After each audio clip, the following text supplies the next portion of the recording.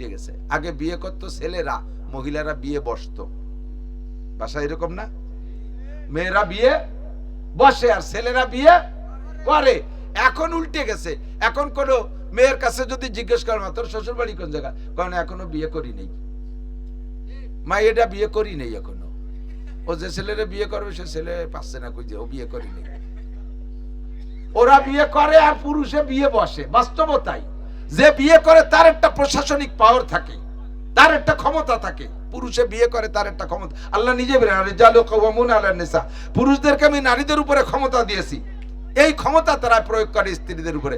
কিন্তু যে মহিলারা বিয়ে করে আর পুরুষে বিয়ে বসে, এই জন্য সম্পূর্ণ কায়দা বায়দা উল্টে গেছে। আর মহিলারা বাজার করতে যায় ব্যাগ ভরে টাকা নিয়ে, পুরুষ যায় তার সাথে কুলিগিরি করতে, বাজার করে করে ওর গাড়ে দেয় আর ও গাদা বয়ে নিয়ে আসে। দেখছেন না? বাজারে গেছে বউর সাথে স্বামী যাইয়া বাজার করতেছে, ঈদ বাজার। হ্যাঁ, স্বামী কইতেছে বউরে যে একটা লুঙ্গি কিনে দেওয়া যায়। ভয়তে কাঁপতেছে, সাহস করে একটা লুঙ্গি কিনে দেওয়া যায়। বউতি ধমক দিচ্ছে, কেন গত বছর একটা কিনে দিলাম না, যদি বেশি প্রয়োজন আমার ছায়া পড়বা। ছায়া কামাই করে পুরুষ, ক্যাশিয়ার হয় বউ, আর স্বামী হয় কুলুর বলদ। পাল্টে গেছে না সব? কারণ কি? মহিলারা বিয়ে করে, পুরুষরা বিয়ে বসে। সাবধান থাকবেন আমার মা বোনরা। বিবাদ শিকায়ত পচা দরবার। আর সবচাইতে বেশি সমালোচনা চলে সারা দেশ জুড়ে, আমরা বিশেষ করে আমাদের বাংলাদেশ, প্রত্যেকটা আড্ডার ভিতরে আলেমুল আমাদের সমালোচনা। ভাবছিলাম যে হুজুররা ভালো, হুজুরা এই খারাপ ওই খারাপ সেই খারাপ। নিজের স্বার্থের যখন কম পড়ে সেই সময় হুজুররা খারাপ হয়ে যায়, আর যখন স্বার্থ আমাকে দেয় হুজুররা, সেই সময় হুজুররা খুব ভালো। চোখের সামনে দেখলাম তো অনেক কিছু। মুসলমান যখন আলেমদেরকে খাটো করে রাখবে, দেখবেন বাস্তবে জগতে এই বাংলার জমিনে দেখেন কত ডিপার্টমেন্টে চাকরি চলতেছে, ছোট থেকে ছোট একটা পদ, তারও কি পরিমাণ বেতন। স্কুলের একটা নাইট গার্ড, স্কুলের একটা চা গই দিয়ে একটা বয়, তার বেতনে 15-20,000 25,000 টাকা। আপনাদের মসজিদের ইমাম সাহেবের বেতন 25,000 টাকা, 30, হ্যাঁ কত, 5,000, কয় হাজার, 8,000। 8,000 টাকায় আপনারা যারা প্রযুক্তিকে বিশ্বাস করেন আর আমল করেন, তারা তো মোটামুটি কন্ট্রোলে থাকেন। ছেলে হোক মেয়ে হোক, একটা অথবা দুটি। আর হুজুররা তো ওগুলো বাড়ি একটা মূল্যায়ন করে না। কাছে কাছে হুজুরকে তো আলহামদুলিল্লাহ আল্লাহ দিতেই তালে থাকে। 7টা 8টা 10টা ছেলে মেয়ে, 5-6টা 3-4টে ছেলে মেয়ে, 4-5টা 6টা ছেলে মেয়ে নিয়ে 8,000 টাকা বেঁচে থাকা তো দূরের কথা, এক তো মরাও সম্ভব না। সব কয়জন যদি একদিন মারা যায়, 8,000 টাকায় ওদের কাফন দাফন হবে? বাস কিনা, কাফনের কাপড় সাবান সুটা কিনে টিনে 6 জনের মাটিও দিয়ে সারতে পারবে না। বেঁচে থাকা তো দূরের কথা। মসজিদের সেক্রেটারি সিগারেট খায় মাসে 10,000 টাকা, সেক্রেটারি সিগারেট খায় 10,000। মসজিদের ইমাম সাহেবের ভাত খাতিও 10,000 লাগে না, তারে বেতন দেব। ও আছে হুজুর একটা ব্যবস্থা আছে। কি ব্যবস্থা? ওই যে বিয়েতে পয়সা পায় না, কি বিয়ে কয় মহল্লার বিয়ে, সে মহল্লার বিয়েও বাদ হয়ে গেছে, তা যে কোর্টে হওয়া শুরু হয়ে গেছে। হুজুরকে কবার হচ্ছে বিয়ের 20টাও বাদ, তাও ছুটি গেছে। মিলাদ টিলাদ আছে না, মিলাদের পয়সা নিতে তো নিষেধ করে দিছি আমরা। হজের মাঠে বলে দিছি সোয়াবের নিয়তে মিলাদ দিয়া, সোয়াবের নিয়তে দোয়া অনুষ্ঠান করাইয়া হুজুরকে টাকা দিলে আপনার কোনো সোয়াব হবে না। সোয়াবের নিয়তে খতম পড়াইয়া আপনি পয়সা দিলে আপনি সোয়াব পাবেন না। আপনার মাইয়াত মরহুম মুর্দাগানদের জন্য হুজুরকে দিয়ে কোরআন শরীফ পড়াবেন। রমজান মাস আসতেছে, হুজুররা তো অনেকে রেডি আছে যে খতম পড়ে ভালো পয়সা পাবো, কিন্তু সর্বনাশ এটা করে ধুয়ে গেলাম নাকি তা আল্লাহ জানে। হুজুরকে আয়ের উচ্চবন ধরে দিয়ে গেলাম। ভালো করে মনে রাখবেন, হারাম খাবেন না, কোনো ভাবেও লাভ হবে না। খতমে কোরআন সোয়াবের নিয়তে পড়ে, হ্যাঁ খতমে কোরআন, জালালি খতম, এগুলো যদি দুনিয়ার কোনো বিপদ আপদ থেকে উদ্ধারের জন্য হয় তাহলে আপনি নিতে পারবেন টাকা। অসুস্থ হয়ে পড়ছে রোগী, ভালো হয় না, মন্দ হয় না, কোনো দিক যায় না, তাকে সেবা শুশ্রূষার জন্য জালালি খতম, দোয়াইনিস খতম পড়াইছেন, কোরআন শরীফ খতম পড়াইছেন, এ জায়গায় কন্ট্যাক্ট করে টাকা নেই। এটা চিকিৎসা, এটা সোয়াবের জন্য পড়ে নাই, এটা চিকিৎসার জন্য, রোগ থেকে বাঁচার জন্য, বিপদ থেকে উদ্ধারের জন্য। কিন্তু আব্বা মারা গেছে 1 খতম কোরআন শরীফ পড়ে দেন, মা মারা গেছে 2 খতম কোরআন শরীফ পড়ে দেন। নেকির আশায় যদি কোরআন শরীফ খতম পড়ান বা যে কোনো খতম পড়ান, এর বিনিময় নেওয়া যাবে না, দোয়া মিলাদ করে পয়সা নেওয়া যাবে না, এতেও পয়সা বন্ধ করে দিলাম। তো আপনাদের আগ্রহ যেমন হবে, চাহিদা যেমন হবে, বক্তাদের মুখ থেকে কথাও সেরকম আসবে। একটু বসার, একটু গুছায় গেছে বসতে, বসে যারা আছেন এই মাঝখানে ফাঁকাটা বন্ধ করে আপনাদের বসার সৌন্দর্যের উপরে আসমান থেকে কথার সাহায্য আসবে আল্লাহর পক্ষ থেকে। একটু কাছে বসবে, হয়তো ধীরে ধীরে আরো 2-4 জন আসতে পারে, তারা যাতে এসে বসে পড়তে পারে সুন্দরভাবে। আগে বসেন, আর একটু আগে বসেন, আগে বসেন, অসুবিধা কি? জায়গা তো সুন্দর জায়গা, অল্প জায়গার ভিতরে। আল্লাহু আকবার। খেয়াল করি, আমরা যদি সায়েন্স বিজ্ঞানীদের কাছে জিজ্ঞাসা করি, আবহাওয়াবিদদের কাছে জিজ্ঞাসা করি, ভূগোল যারা সম্পর্কে যারা অভিজ্ঞ তাদের কাছে যদি জিজ্ঞাসা করি বিভিন্ন পয়েন্টে, খেয়াল করি, কথা না বলি, বসে পড়েন, বসে পড়েন, তাড়াতাড়ি বসে পড়েন, সময় কম। যে ঘূর্ণিঝড় হয় কেন, আবহাওয়াবিদদের কাছে জিজ্ঞেস করি, তারা সায়েন্স পড়ে আবহাওয়া সম্পর্কে অভিজ্ঞতা অর্জন করছে, ঘূর্ণিঝড় হয় কেন, তখন তারা তাদের যুক্তি দিয়ে, সায়েন্স দিয়ে বলবে, সাগরের ভিতরে জলবায়ু উত্তপ্ত হয়ে একটা পাকের সৃষ্টি হয়, এই পাকের কারণে ওখান থেকে ঘূর্ণিঝড় হয়, আর ওইটা ঘুরতে ঘুরতে ঘুরতে ঘুরতে উপরে চলে আসে। এবার যদি জিজ্ঞেস করি ভূমিকম্প হয় কেন, তাহলে ভূমিকম্পের কারণ বলবে মাটির নিচ থেকে, জমিনের নিচের থেকে পানি সরে যায়, জায়গা ফাঁকা হয়ে যায়, এরপরে ওখানে বসে পড়ে, এর নাম ভূমিকম্প। এটা তো আমরা বুঝি। সূর্য গ্রহণ লাগে কেন, তাদের যুক্তিতে বলবে যে চন্দ্র, সূর্য, পৃথিবী এভাবে ঘুরতে ঘুরতে ঘুরতে ঘুরতে হঠাৎ করে সূর্য আর পৃথিবীর আড়ালে পড়ে যায় চাঁদ, তখন দুনিয়ায় দেখা যায় না, এর নাম সূর্যগ্রহণ। এটা হলো সূর্যগ্রহণের বাস্তব। ওই পোলাপান দেখছেন কেমন করে, তো বোঝো না যে এই জায়গায় করা যায় না। চন্দ্রগ্রহণ হয় কেন, সূর্য, চন্দ্র, পৃথিবী ঘুরে ঘুরতে ঘুরতে যখন চন্দ্র, সূর্য পৃথিবীর আড়ালে পড়ে যায়, তখন সূর্যের আলোটা চাঁদের উপরে পড়ে না, তখন অন্ধকার হয়ে যায়, তার নাম হলো চন্দ্রগ্রহণ। এভাবে এক একটা করে যুক্তিতে বোঝায়। বাকি আমার প্রস্তাব হলো, আমার দাবি হলো যে সাগরের ভিতরে জলবায়ু উত্তপ্ত হইয়া পাকের সৃষ্টি হয়। আমরা দেখি সারা পৃথিবীতে পানির গতি দক্ষিণ দিক, উত্তর থেকে দক্ষিণে যায় না পানি, সব পানির গতি দক্ষিণ দিক। তো সাগরের ভিতরে জলবায়ু উত্তপ্ত হয়ে যায়, পাকের সৃষ্টি হবে, এটা দক্ষিণ দিক চলে যাক, আমাকে দিক আসে কে, এ উপরে আসে কে, ঘুরতে ঘুরতে ওই দিক চলে যাক। কতক্ষণ মুজাহিদে আজম আল্লামা শামসুল হক ফরিদপুরি সদস্য হুজুর রহমাতুল্লাহ আলাইহি ছোট্ট একটা বই লেখছেন, মনে হয় 10 থেকে 15 পৃষ্ঠা হবে। বইটা ছোট, এতটুকু, সব দিক দিয়ে ছোট ছোট, 6 ইঞ্চি হতে পারে, বেশির বেশি। এর উপরে হুজুর নামই দেশে প্রলয়নকারী ঘূর্ণিঝড়ের কারণ কি, দুনিয়া ধ্বংসকারী ঘূর্ণিঝড়ের কারণ কি, আমাদের করোনা হলো বিশ্বব্যাপী, করোনার কারণ কি, এক এক এলাকায় বন্যায় তলায় যায়, এর কারণ কি, বিশ্বব্যাপী এখন মানুষের ভিতরে দ্বন্দ্ব, কলহ, যুদ্ধ বিগ্রহ চলতেছে, কোথাও শান্তি নেই। শুধু বাংলাদেশের রাজনৈতিক প্রেক্ষাপট নষ্ট হয়ে গেছে তা না, সারা পৃথিবী জুড়ে চলতেছে ঝামেলা, এর কারণ কি? এই যে কারণগুলো খুঁজে যদি সেখানে চিকিৎসা দেওয়া যায়, তাহলে মানুষ সুস্থ হবে সহজে। ঘরের চুলায়, রান্নাঘরের চুলায় আগুন জ্বালাইছে কোনো মহিলা, রান্না বান্না করছে, রান্নার শেষে যাইয়া অনভিজ্ঞ মহিলা তো আর মাত্র 2-3 মিনিট জাল দিলেই তরকারিটা হয়ে যেত, কিন্তু সেই অল্প পরিমাণের লাকড়ি হাতের মাথায় না পাইয়া 6-7 হাত লম্বা একটা বাঁশ ঢুকাই দিছে। বাঁশে যখন আগুন ধরিয়ে গেছে তো জ্বলতে চালে আছে, বাঁশের শেষ পর্যন্ত যদি জ্বালায় তাহলে তরকারি তো থাকবেই না, কড়াইতে আগুন ধরে যাবে। পরিমাণ মতো রান্না হয়ে যাওয়ার পরে কড়াইটা নামায় ফেলতে হবে, কিন্তু সাথে সাথে চুলোর আগুনও নিভে আসতে হবে। বাঁশের মাথায় ধাউ ধাউ করে আগুন জ্বলতেছে, কড়াই সরাই ফেলাইছে, যদি কড়াই সরাই ফেলে ওই বরাবর আগুন উপরে উঠে যাবে। বাঁশের এক মাথা রয়েছে বেড়ার সাথে, আর এক মাথা চুলোর ভিতরে, কড়াইটা নিয়ে যদি ঘরে চলে আসে তাহলে ওই বাঁশ ভাইয়া আগুন যায়, রান্না করে আগুন লেগে যাবে, এরপরে বড় ঘর, এরপরে পাড়া ধরে জ্বলে যাবে। তাহলে আগুন নিভে আসতে হবে না? আগুন নিভানোর 2টা পদ্ধতি, একটা হলো কড়াইটারে সরাইয়া দম করে চুলোর ভিতর দিয়ে পানি ঢেলে দেওয়া, বালতি ধরে পানি মেরে দিলি, আগুন তাৎক্ষণিক নিভে যাবে। কিন্তু এভাবে পানি যদি উপর দিয়ে মেরে দেয় তাহলে ওই আগুন অনেক সময় দম করে উঠে সাইটাই সহ যে পানি ঢালছে তার মুখের উপর আক্রমণ করে, আঘাত করতে পারে, তবে তাৎক্ষণিকভাবে আগুন নিভবে।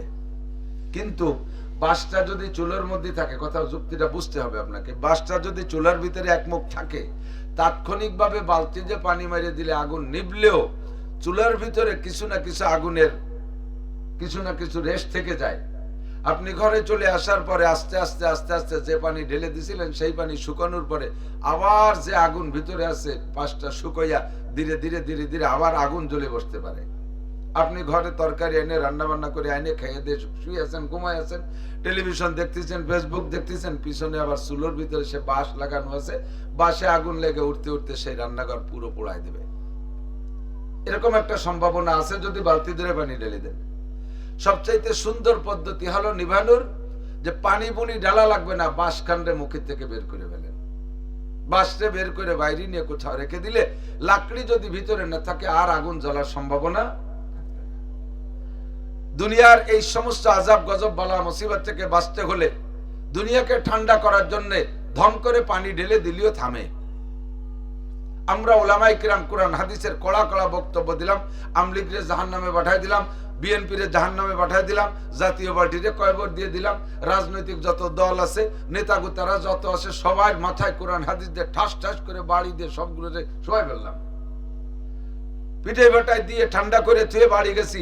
এরপরে যাদেরকে পিটাইছি তারা তো আছে দেশে, ধীরে ধীরে সেখান থেকে আগুন তো উঠতে পারে। কাজেই জাগতিকভাবে এই মহামারী আগুন থেকে বাঁচতে হলে সবচাইতে সুন্দর পদ্ধতি হলো পিছনে থেকে লাকড়িটা সরাই দেন, বাঁশখান বের করে ফেলেন। এই চিকিৎসাটা হবে সবচাইতে সুন্দর চিকিৎসা। হুজুর বলেন, দুনিয়ায় যে মানুষের উপরে আযাব গজব বালা মুসিবত আসতেছে, এই বালা মুসিবত কারণটা কি, আগুন জ্বালার কারণ কি, সে কারণে হাত দাও, কারণগুলো চিকিৎসা করে দাও, সুস্থ হয়ে যাবে। তাতে রাজনীতির আলোচনা করতে নিষেধ করা লাগবে না, আবার রাজনীতির আলোচনা হবেও না, এমনিতেই সবকিছু হয়ে যাবে, মানুষ জায়গা মতো সুস্থ হয়ে যাবে। কথা বল।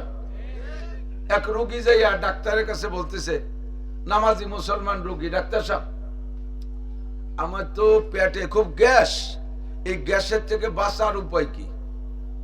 রাস্তা দিয়ে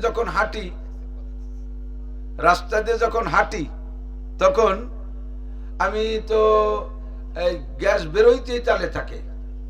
আমি অজু ভাঙ্গার কারণ শুনছি 7টা, তার ভিতরে একটা পেশাব পায়খানার রাস্তা দিয়ে কোনো কিছু বাহির হওয়া। এবার এও শুনছি হুজুরকে কাছ থেকে, পায়খানার রাস্তা দিয়ে পায়খানাও বের হয়, সাথে বায়ুও বের হয়, বাতাসও বের হয়। পায়খানার রাস্তা দিয়ে বাতাস বের হলে অজু ছুটে যায়, কিন্তু বাতাস বের হয়েছে এটা বোঝার আলামত হাদিসে আছে, ইম্মা সওত ওয়া ইম্মা রিহ, ওই আওয়াজ হবে নয় দুর্গন্ধ হবে, ওই আওয়াজ হবে নয় দুর্গন্ধ হবে। আওয়াজও হয় না, আমার দুর্গন্ধও হয় না, আওয়াজও হয় না, দুর্গন্ধ হয় না, আবার পেটে গ্যাস হয়। এখন কি করা যেতে পারে? তো ডাক্তারের ওখানে যাইও ওই লোকটা 2-3 মারিতেছে। তো ডাক্তার সব বুঝে শুনিয়ে কষ্ট হলিও নাক চিপে ধরে বসে রয়েছে, কিছু কইনি রোগীরে। তো ডাক্তার সব ওর বিবরণ শুনে টুনে ঔষধ দিয়েছে, যা ঔষধ খাও 1 সপ্তাহ পর এসেছে। 1 সপ্তাহ পর লোক আইসা বলতেছে, ডাক্তার কোনো কাজ হয়নি, গ্যাস কমে নাই, তবে অন্য একটা সমস্যা আছে, এখন বাড়িতে খুব দুর্গন্ধ হয়েছে, আগে দুর্গন্ধ ছিল না, শব্দও ছিল না, যার কারণে অজু ছুটা টের পাতাম না, ইদানিং দুর্গন্ধ হয়েছে, তবে শব্দ হয় না। ডাক্তার সাহেব কয় আলহামদুলিল্লাহ। উনি কয় আমার অজু ছুটে যায়, বাই ছুটে যায়, আবার বাড়িতে গন্ধ হলো, আর তুমি ওষুধ দিয়ে কয় আলহামদুলিল্লাহ, তার কারণ কি? কয় কি, আমি তোমার বাড়িতে গন্ধ আছে কি নাই এইটা তুমি সে সময় বলছো যে গন্ধ নাই আর আওয়াজ নাই, এটা তো আমরা জানি। তোমার রোগ যে জায়গা আমি সেইটা ধরতে পারছি, সেটা তুমি ধরতে পারো নাই। আমি রোগের উপরে চিকিৎসা করি না, আমি রোগীর উপরে চিকিৎসা করছি। তুমি এখানে বসে বাইসারছো, তাতে আওয়াজ হয়েছে আমরা শুনছি, গন্ধ হয়েছে আমাদের নাকে আসছে তা আমরা টের পাইছি, কিন্তু এগুলো তুমি টের পাও না। তাতে আমি বুঝছি আসল সমস্যা তোমার বাইতে কিছু না, আসল সমস্যা তোমার নাকে আর কানে। তোমার নাকের অনুভূতি শক্তি শেষ হয়ে গেছে, গন্ধ হলেও টের পাও না। তোমার কানের শ্রবণ শক্তি শেষ হয়ে গেছে, আওয়াজ হলেও টের পাও না। তা আমি প্রথম নাকের ওষুধ দিছি, তোমার নাকটা ঠিক হয়ে গেছে, এখন তোমার বাড়িতে যে গন্ধ হয়ে তা তুমি শোয়া শিখছো, এখন সামনে তোমার কানের ওষুধ দিলে ঠিক হয়ে যাবা। রোগ এক জায়গা, ঔষধ আর এক জায়গা চিকিৎসা, সেখানে হলে এ জায়গা সবগুলো ঠিক হয়ে যায়। আল্লাহ পাক রব্বুল আলামিন বলেন, জগতে মানুষের উপরে আযাব গজব বালা মুসিবত, ভাইতে ভাইতে গন্ডগোল, বাপ বেটায় গন্ডগোল, স্বামী স্ত্রী গন্ডগোল, দলে দলে গন্ডগোল, দেশে দেশে গন্ডগোল, এই গন্ডগোল গুলো সব খোদার গজব, এগুলো সব খোদার গজব।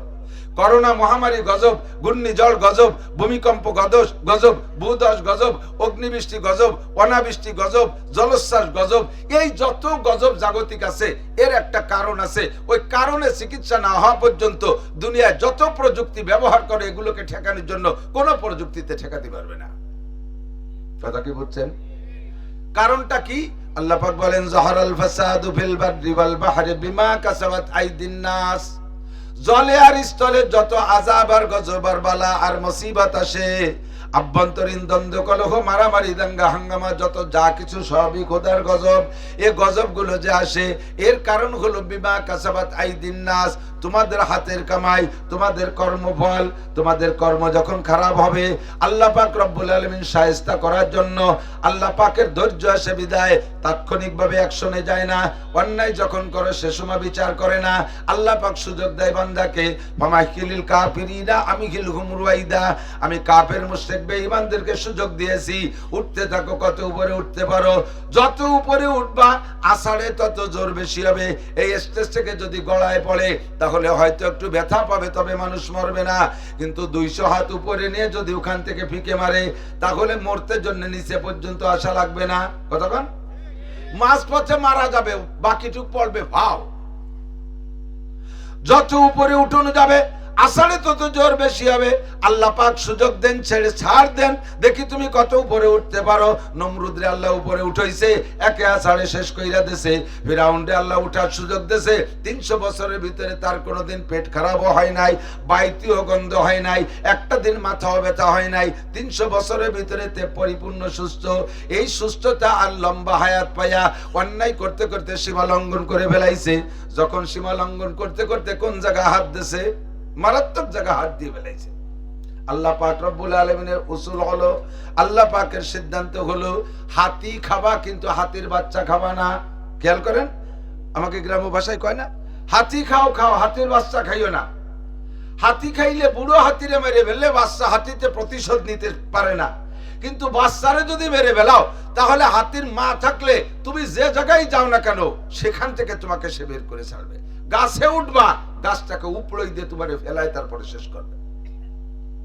এজন্য হাতি খাও খাও, হাতির বাচ্চা খাইও না। আল্লাহ পাক রব্বুল আলামিন বলেন, হে দুনিয়ার মানুষ, আমার সাথে বিয়াদবি করবি কর, আমি কিছু বলবো না। আমার পথ দিয়ে কাড়াকাড়ি কর, আমি কিছু বলবো না। নমরুদ আল্লাহর পথ নিয়ে কাড়াকাড়ি করেছে, কতক্ষণ খোদাই দাবি করেছে। নমরুদ সারা পৃথিবীর রাজত্ব চালাইছে, শত শত বছর হায়াত পাইছে। লম্বা হায়াত পাইয়া সারা পৃথিবীর রাজত্ব চালাইয়া এক পর্যায়ে বলে ফেলাইছে, আনা রব্বুকুমুল আলা, আমি তোমাদের সবচেয়ে বড় রব। একটু কন্যা নাউজুবিল্লাহ। বড় রব না, তুই রবই না, বড় চতুর্থ রব্বুকুমুল আলা, সবচেয়ে বড় উঁচা রব। আমি তোমাদের প্রতিপালক, আমি তোমাদের রিজিক দাতা, আমি তোমাদের বাঁচানেওয়ালা, আমি তোমাদের মারনেওয়ালা। নমরুদের দাবি, একটু কন্যা নাউজুবিল্লাহ। আল্লাহর সৃষ্টি হইয়া আল্লাহর সামনে এমন কথা কয়, আল্লাহর সহ্য করাটা তো বড় কঠিন। তো আল্লাহ আল্লাহ বিদায়, আল্লাহ সাবের, আল্লাহ সবুর, আল্লাহ সব্বার, আল্লাহ ধৈর্যশীল পরম। এজন্য আল্লাহ কিচ্ছু বলে না, আল্লাহর পথ দিয়ে কাড়াকাড়ি করে। নমরুদ ইব্রাহিম আলাইহিস সালামকে দাওয়াত দিয়েছে, ইব্রাহিম তুমি আমাকে রব বলো। ইব্রাহিম আলাইহিস সালাম বলে, তোমার রবের কি যোগ্যতা আছে? কয় তুমি যাকে রব বলো তার কি যোগ্যতা আছে? কয় আমার রব ইহয়ী ওয়া ইউমীত, আমার রব বাঁচায়ও মারে। আমার রব, আমার আল্লাহ বাঁচাইতেও পারে, মারতেও পারে। পারে কি পারে না? যে মরে গেছে বলে একেবারে ডাক্তার ওভার শিওর দেশে এটা মারাই গেছে, ডেড, কোনো সন্দেহ নাই, একে আবার আল্লাহ তাআলা বাঁচাই দিতে পারে কি পারে না? আর যে বেঁচে আছে তাকে মুহূর্তের মধ্যে তো মেরেই দিচ্ছে, মারতে পারে। আমার আল্লাহর এই যোগ্যতা আছে। নমরুদকে তো আমিও পারি, ও বলে মারতে বাঁচাতে পারে। ইব্রাহিম আলাইহিস সালাম আশ্চর্য হয়ে গেছে, আল্লাহ এ কপাল পোড়া বেয়াকুব, বোঝে না, এত ভাবতাম না, এত বড় দেশ চালায়, তার তো মনের বুদ্ধি শুদ্ধি আছে, মারতে পারে বাঁচাতে পারে, এই কথাটা কিভাবে সাহস পারলো কইতে? তো ইব্রাহিম আলাইহিস সালাম বলছে, তুমি মাইরে বাঁচাই দেখাও। কয় তোমার চোখের সামনে দেখাচ্ছি। নমরুদ জেলখানায় লোক পাঠাইছে, যাও জেলখানাতে দুটো আসামি আনবা। একটা আসামি, যেই আসামি সম্পর্কে জজ সাহেব রায় দিয়ে দিয়েছে তার ফাঁসি হবে, তাহলে সে মরবে, আগামীকাল তার ফাঁসি দেওয়া হবে, এরকম একটা আসামি আনবা। আর একটা আসামি নিয়ে আসবা যাকে বেকসুর খালাস দেওয়া হয়েছে, কোনো অন্যায় নেই। এই দুটি আসামি নিয়ে আসবা। এমন দুটি আসামি আইনা কাগজপত্র দেখা ইব্রাহিম আলাইহিস সালামকে বলছে, দেখছো এই আসামিটাকে কালকে ফাঁসি দেওয়া হবে, এটা মরবে, আর এই আসামিটাকে কালকে বেকসুর খালাস দেওয়া হবে, এটা বাঁচবে। ঠিক আছে, দেখছো? বলে জি। তাহলে যেটা আগামীকাল মরবে ফাঁসি দেওয়া হবে, ওরে আমি খালাস করে দিলাম, যাও তুমি মরবা না, তুমি চলে যাও। আর যাকে স্থায়ী ভাবে বেকসুর খালাস করে দেওয়া হবে তারে কয় যে এডেরে ধরে ফাঁসি দিয়ে দাও। দেখছো, যে বাঁচবে তারে মারি দিলাম, যে মরবে তারে বাঁচাই দিলাম। ইব্রাহিম আলাইহিস সালাম কয়, আল্লাহ এত বড় দামড়া যে বাঁচা মরা বোঝে না, এর সাথে আমি কি দিয়ে ঝগড়া করবো? তো ইব্রাহিম আলাইহিস সালাম বলতে, আচ্ছা ঠিক আছে, তোদের জন্য এভাবে বুঝতে পারলাম না। ইন্নাল্লাহ ইয়াতি বিশ-শামসি মিনাল মাশরিক ফাতি বিহা মিনাল মাগরিব। আমার আল্লাহ তাআলা জীবন ভরে সূর্য উদয় করে পূর্বাকাশ থেকে পশ্চিমে ডুবায়, তা তুই বালি একটু পশ্চিম পেছনে উঠে যান। এই মুহূর্তে আমরা ছোট মোটো বাঙালি, আমাকে যেটুকু বুদ্ধি আছে, আমরা এই যে কি বলতাম, আমরা হলেও বলতাম, আল্লাহ না করুক নাউজুবিল্লাহ, আমরা হলে বলতাম যে এতদিন পূব পেছনে আমি উঠেছি, তোমার আল্লাহ পারলি পশ্চিম পেছনে আনো। এই কথাও না, যদি নাউজুবিল্লাহ আমরা ওই পদে যাইতাম, ওই দাবিতে দাবিদার হইতাম, তাহলে আমরা এই বলতাম যে আমি উঠেছি একদিন পূব দিক দিয়ে, তোর আল্লাহ পারলি পশ্চিম দিক দিয়ে আনো। তবে যদি একথা নমরুদ বলতো, তাহলে আল্লাহ পাক ইব্রাহিম আলাইহিস সালাম আল্লাহকে বলতেন, আল্লাহ ঠিক আছে তুমি পশ্চিম পাশে উঠাও। আমার আল্লাহ পশ্চিম দিয়ে সূর্যকে উদয় করতে পারে কি পারে না? তো নমরুদের সে বুদ্ধিও হয় না। ফাবুহিত আল্লাযী কাফার, বলো ধা করে বলছে, না তাই কি পারা জানি, এত বড় সূর্য উল্টো পাশে আনা জানি। এই বুকা রব দাবি করেছে, আল্লাহ পাক তার কিছু কয়নি। খুব খেয়াল, আল্লাহ পাক তারে কিছু কয় নাই। দীর্ঘদিন পর্যন্ত রব দাবি করছে, আল্লাহর পথ দিয়ে কাড়াকাড়ি করছে, আল্লাহ কিচ্ছু বলে নাই। এরপরে আসছে আর এক বলদ ফিরাউন, সেও খোদাই দাবি করছে, আনা রাব্বুকুমুল আলা, একই বক্তব্য, আমি তোমাদের সবচেয়ে বড় খোদা। আল্লাহ পাক রব্বুল আলামিনকে আমার পথ দিয়ে ফিরাউন কাড়াকাড়ি করে, আমি কিচ্ছু বলি না, আমি কিছু। ও দোস্ত, এই দুটিরে আল্লাহ তাআলা শায়েস্তা করছে কোন সময় কোন তো? যখন নমরুদ ইব্রাহিম আলাইহিস সালামের গায়ে হাত তুলছে, আল্লাহ পাক রব্বুল আলামিন বলেন, মান আদালি ওয়ালিয়ান ফাকাদ আযানতু বিল হারব। যে আমার ওলির সাথে বেয়াদবি করে আমি আল্লাহ পাক সহ্য করি না, ওই সময় আমি যুদ্ধ ঘোষণা দেই। আমার যুদ্ধ কামান নিয়ে আসা লাগে না, আমার যুদ্ধ করতে রাইফেল বন্দুক লাগে না, ঢাল সরকি তীর তরবারি লাগে না। আমার যুদ্ধ মাত্র দুই অক্ষরের একটা শব্দ, ওয়াইদা আরাদা শাইআন আইয়াকুলা লাহু কুন ফায়াকুন। আমি শুধু কুন বলবার সঙ্গে সঙ্গে ধ্বংস হয়ে যাবি, কুন মাইয়াতান মরে যা, কুন হালাকান হালাক হয়ে যা। আমি শুধু একটা শব্দ বলবো, সঙ্গে সঙ্গে ধ্বংস হয়ে যাবি। তোর সারা দুনিয়ার সমস্ত পাওয়ার আর ক্ষমতা দিয়া আল্লাহ পাকের সাথে প্রতিবাদ করতে পারবি না। কারুন তৌরাতের হাফেজ, 1000 পারা তৌরাতের হাফেজ, মুসা আলাইহিস সালামের ভগ্নিপতি, তৌরাতের 1000 পারার হাফেজ কারুন। এই কারুন যতদিন আল্লাহর সাথে বেয়াদবি করেছে, আল্লাহ পাক কিছুই বলে নাই। মুসা আলাইহিস সালামের সাথে বেয়াদবি করার সঙ্গে সঙ্গে আল্লাহ কাফা কাসাবনা বিহি ওয়া বিদারিহিল আরদা ফামা কানা লাহু মিন ফিয়াতিন ইয়ানসুরুনাহু মিন দুনিল্লাহ ওয়া মা কানা মিনাল মুনতাসিরিন। আমি তার ধন সম্পদ সহ তাকে মাটির নিচে ডাবাই নিয়ে গেলাম। কারুনের বডি যতটুক লম্বা, প্রত্যেক এক দিন অতটুক করে মাটির নিচে ডাবতে তালে আছে। যতদিন পর্যন্ত আল্লাহর সাথে বেয়াদবি করেছে, আল্লাহ পাকেই বিচার করে নাই। যখন মুসা নবীর সাথে বেয়াদবি করেছে, আল্লাহ পাক তার বিচার করেছে। ফিরাউন যতদিন আল্লাহর পথ নিয়ে কাড়াকাড়ি করেছে, আল্লাহ পাক কিচ্ছুই বলে নাই। যখন মুসা নবীর সাথে বেয়াদবি করেছে, আল্লাহ পাক তারে ধ্বংস করে দিয়েছে পানির নিচে চুবাইয়া। নমরুদ যতদিন আল্লাহর পথ নিয়ে কাড়াকাড়ি করেছে, আল্লাহ কিছুই বলে নাই। যখন ইব্রাহিম আলাইহিস সালামের সাথে বেয়াদবি করেছে, আল্লাহ পাক তাকে ধ্বংস করে দিয়েছে অপমানজনক মৃত্যু দিয়া। আল্লাহ রাসূল সাল্লাল্লাহু আলাইহি ওয়াসাল্লাম বলেন, হে দুনিয়ার মানুষ, তোমরা জেনে নাও দুনিয়ায় আযাব গজব বালা মুসিবতের যে কারণ, এই কারণগুলোর ভিতরে 3টে কারণ তোমরা মনে রাখবা। 3টে অন্যায় যখন উম্মতে করবা, তখন তোমাদের উপরে 4টে গজব আসবে। অন্যায় কয়টা? অন্যায় 3টা। বলেন অন্যায় কয়টা? অন্যায় যখন 3টে করবা, গজব আসবে 4টা। 1 নম্বর গজব 4টের ভিতরে, গজব 4টে আগে বলি। 1 নম্বরে বিল কাহতামিনাজ জামান, সারা দুনিয়ার মুসলমানদের হাতে সম্পদ, মূল সম্পদ মুসলমানদের হাতে। আল্লাহু আকবার। পেপার পত্রিকা খুললে আপনি দেখবেন, ভূগোল সম্পর্কে আপনি অভিজ্ঞতা নিলে, অর্থনীতির উপরে আপনি গবেষণা করলে পাইবেন, সারা দুনিয়ায় যত খাদ্যশস্য উৎপাদন হয় তার 80% খাদ্যশস্য উৎপাদন হয় মুসলিম কান্ট্রিতে। 800 কোটি মানুষের ভিতরে মাত্র 200 কোটি মুসলমান, এদের জন্য খাদ্যশস্য উৎপাদন হয় 80%। সারা দুনিয়ায় যত খনিজ সম্পদ আছে সমস্ত খনিজ সম্পদের 80% খনিজ সম্পদ বের হচ্ছে মুসলিম কান্ট্রি থেকে। অথচ মানুষ 200 কোটি মানুষের জন্য প্রয়োজনীয় সামগ্রী 80% আল্লাহ বরাদ্দ দিয়েছে, আর 600 কোটি কাফেরের জন্য মাত্র 20%। অথচ 200 কোটি মুসলমান 80% সামগ্রী পাওয়া সত্ত্বেও এদের অভাব কাটে না।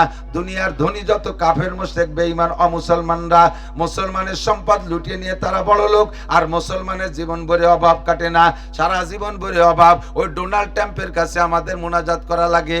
কয়েকদিন আগে যে গাজার ব্যাপারে আমেরিকার প্রেসিডেন্ট শপথ নেওয়ার পরে বলছে, গাজারে খালি করে ওই জায়গা আমি একটা রিসোর্ট বানাবো, সমুদ্র সৈকতে একটা ভ্রমণ স্থান, একটা মনোরম পরিবেশ বানাবো, অত্যাধুনিক বিল্ডিং বানাবো, সারা দুনিয়ার মানুষ এসে এখানে বসবাস করবে, মানুষ এখানে আরাম আয়েশ করবে। এই জন্য গাজার 20 লক্ষ মানুষকে, মুসলমানকে ওখান থেকে তাড়িয়ে দিয়ে জায়গাটা উনি দখল করবে। এই কথা মুসলমানরা মানে নেয় নাই। এতদিন পর্যন্ত সৌদি আরবওয়ালাও আমেরিকার পাচাটা ভাবছিল, মিশরওয়ালা আমেরিকার গোলামি করেছে।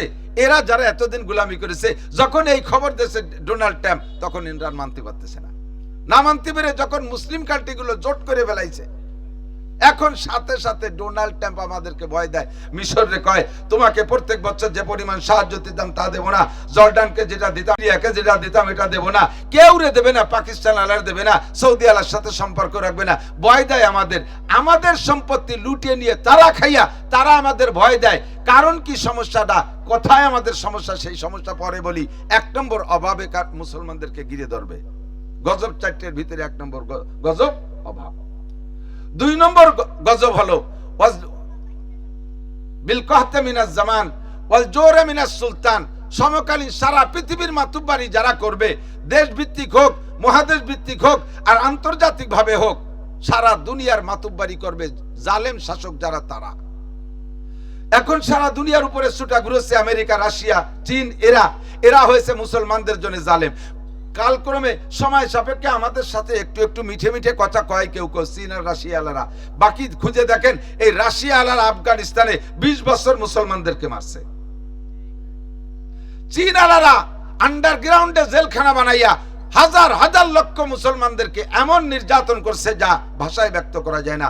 পা ঝুলাই রাখছে যুবকদের পা ঝুলে, মাথা নিচু মুখ করে ঝুলাই রাখছে, ওইভাবে নাক দিয়ে মুক্ত রক্ত বের হইতে হইতে মারা গেছে।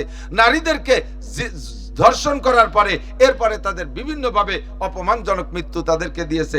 এই মাটির নিচে আন্ডারগ্রাউন্ডে জেলখানা বানাইয়া এই চাইনিজরা এখন আমেরিকার সাথে একটু বাচ্চা আরবির বাস মুসলমানদেরকে একটু তেল দিচ্ছে, বাকি সবগুলোই জালেম। সারা দুনিয়ায় মুসলমানদের উপরে মাতুব্বারি করবে জালেম শাসক। দেশীয় ভাবে তোমরা যদি অন্যায় করো, সীমা লঙ্ঘন করো, আল্লাহ পাক বলেন যত চেষ্টা করো গুরুই বিরাইয়া তোমাদের মাথার উপরে আমি জালেম সেট করে দেব। এটা তোমাদের জন্য গজব। বিল কাহতে মিনাজ জামান ওয়াল জোরে মিনাজ সুলতান ওয়াল খিয়ানাতে মিন উলাতিল আহকাম। 3 নম্বর গজব হবে তোমাদের উপরে, তোমাদের বিচারকরা ঘুষখোর হবে। বিচারকরা হবে ঘুষখোর। নিরপরাধীকে ধরে অপরাধী সাব্যস্ত করে তারে যাবজ্জীবন দেবে, জেল দেবে, ফাঁস দেবে, আর অপরাধীকে ঘুষ খাইয়া, টাকা খাইয়া তাকে বেকসুর খালাস করে দেবে। এটা খোদার গজব। বাংলাদেশে আছে না নাই? এগুলো হবে না, চলতেছে, এখনো চলতেছে। কোথাও এগুলো থেকে মুক্ত হতে পারি নাই আমরা। এটা খোদার গজব। 4 নম্বরে ওয়াসুলাতে মিনাল আদু। সারা পৃথিবীর কাফেররা ঐক্য হইয়া মুসলমানদেরকে ঘেরাও করে ধরবে, মুসলমান পালানোর পর রাস্তা খুঁজে পাবে না। নবী পাক বলেন, ইউসিকুল উমামু আন তাদা আলাইকুম কামা তাদাল আকিলাতু আলা কাসাতিহা। বেশি দেরি নাই, অল্প দিনের মধ্যে সারা দুনিয়ার কাফেররা মুসলমানদেরকে এমন ভাবে গোটায় নিয়ে আসবে, কেমন যেন রান্না করার পরে খানা দস্তারখানে দিয়া খাওয়ার জন্য বাড়িওয়ালারা যেমন ডাক দেয়, এ আসো খাবার হয়ে গেছে, খেয়ে যাও। চতুর্দিক দিয়ে ডাক দিলে চতুর্দিক দিয়ে আইসা খাবারকে সামনে করে নিয়ে ঘেরাও করে বসে খাওয়া শুরু করে। নবী পাক বলেন, ইউসিকুল উমামু আন তাদা আলাইকুম কামা তাদাল আকিলাতু আলা কাসাতিহা। এইরকম সারা পৃথিবীর কাফেরদের লিডার একজন ডাক দেবে, আয় মুসলমান পাইছি ঘিরে ধর, আয় এই দেশের মুসলমান মারতে হবে, ওখানের মুসলমান মারতে হবে। এমন করে যখন ডাক দিবে সারা পৃথিবীর কাফের এক হইয়া চতুর্দিক দিয়ে ঘেরাও করে ধরবে। নবী পাকের কাছে সাহাবায়ে কিরাম জিজ্ঞেস করলেন, ইয়া রাসূলুল্লাহ আলিকিল্লাতি নাহনু ইয়াউমাইজিন, হুজুর যে সময় সারা পৃথিবীর কাফেররা মুসলমানদেরকে ঘেরাও করে ধরবে মারার জন্য, ওই সময় কি আমরা মুসলমানরা জনসংখ্যা কম হব? আলিকিল্লাতি নাহনু ইয়াউমাইজিন, জনসংখ্যা কম হওয়ার কারণে কি ঘিরে ধরবে? হুজুর বললেন, লা, তোমরা কম হবে না, বাল আনতুম কাসির, যুদ্ধে বিজয়ের জন্য যে পরিমাণ সংখ্যা লাগে তার চাইতে তোমরা বেশি হবা। মুসলমানদের যুদ্ধে বিজয়ের সংখ্যা হলো, মুসলমানদের যুদ্ধে বিজয়ের সংখ্যা কোরআনে কারীমের ভিতরে আছে, ইয়াকুম মিনকুম ইশরুনা সাবিরুনা ইয়াগলিবু মিয়াতাইন। আল্লাহ পাক বলেন, যদি তোমরা 20 জন মুসলমান ঈমানি বলে বলিয়ান হয়ে দাঁড়িয়ে থাকতে পারো, 200 কাফেরের মোকাবেলায় যুদ্ধ করে জিতে যাবা। অর্থাৎ 10% মুসলমান আর 90% যদি কাফের হয় তাতেই মুসলমান জিতে যাবা। অস্ত্র শস্ত্র কি লাগবে না লাগবে সেটা ভিন্ন কথা, অস্ত্র লাগবে না, মুসলমানদের অস্ত্র ঈমানি অস্ত্র, লা ইলাহা ইল্লাল্লাহ মুহাম্মাদুর রাসূলুল্লাহ। নারায়ে তাকবীরের আওয়াজ দিলে কাফের আত্মা কালাইয়া যায়, কাফের স্টক করে পড়ে পড়ে মারা যাবে। 10 জন মুসলমান 100 জন কাফেরের মোকাবেলায় জিতার জন্য যথেষ্ট সংখ্যা, কিন্তু তোমরা ওই সময় তার চেয়ে বেশি সংখ্যা হবে। বর্তমানে আমাদের সংখ্যা কত? আমরা 25% মুসলমান, 10% না, 25% মুসলমান। অথচ সারা দুনিয়ার 25% মুসলমান হওয়া সত্ত্বেও কাফের মুশরিকরা 75% যুদ্ধে পরাজয় সংখ্যা, তারা শাসন করে, তাদের কথা আমাদের উঠা বসা করা লাগে। এইটা হুজুর বলেন এটা খোদার গজব, তোমাদেরকে কাফেররা ঘিরে ধরবে, তোমরা সংখ্যায় হবা বেশি।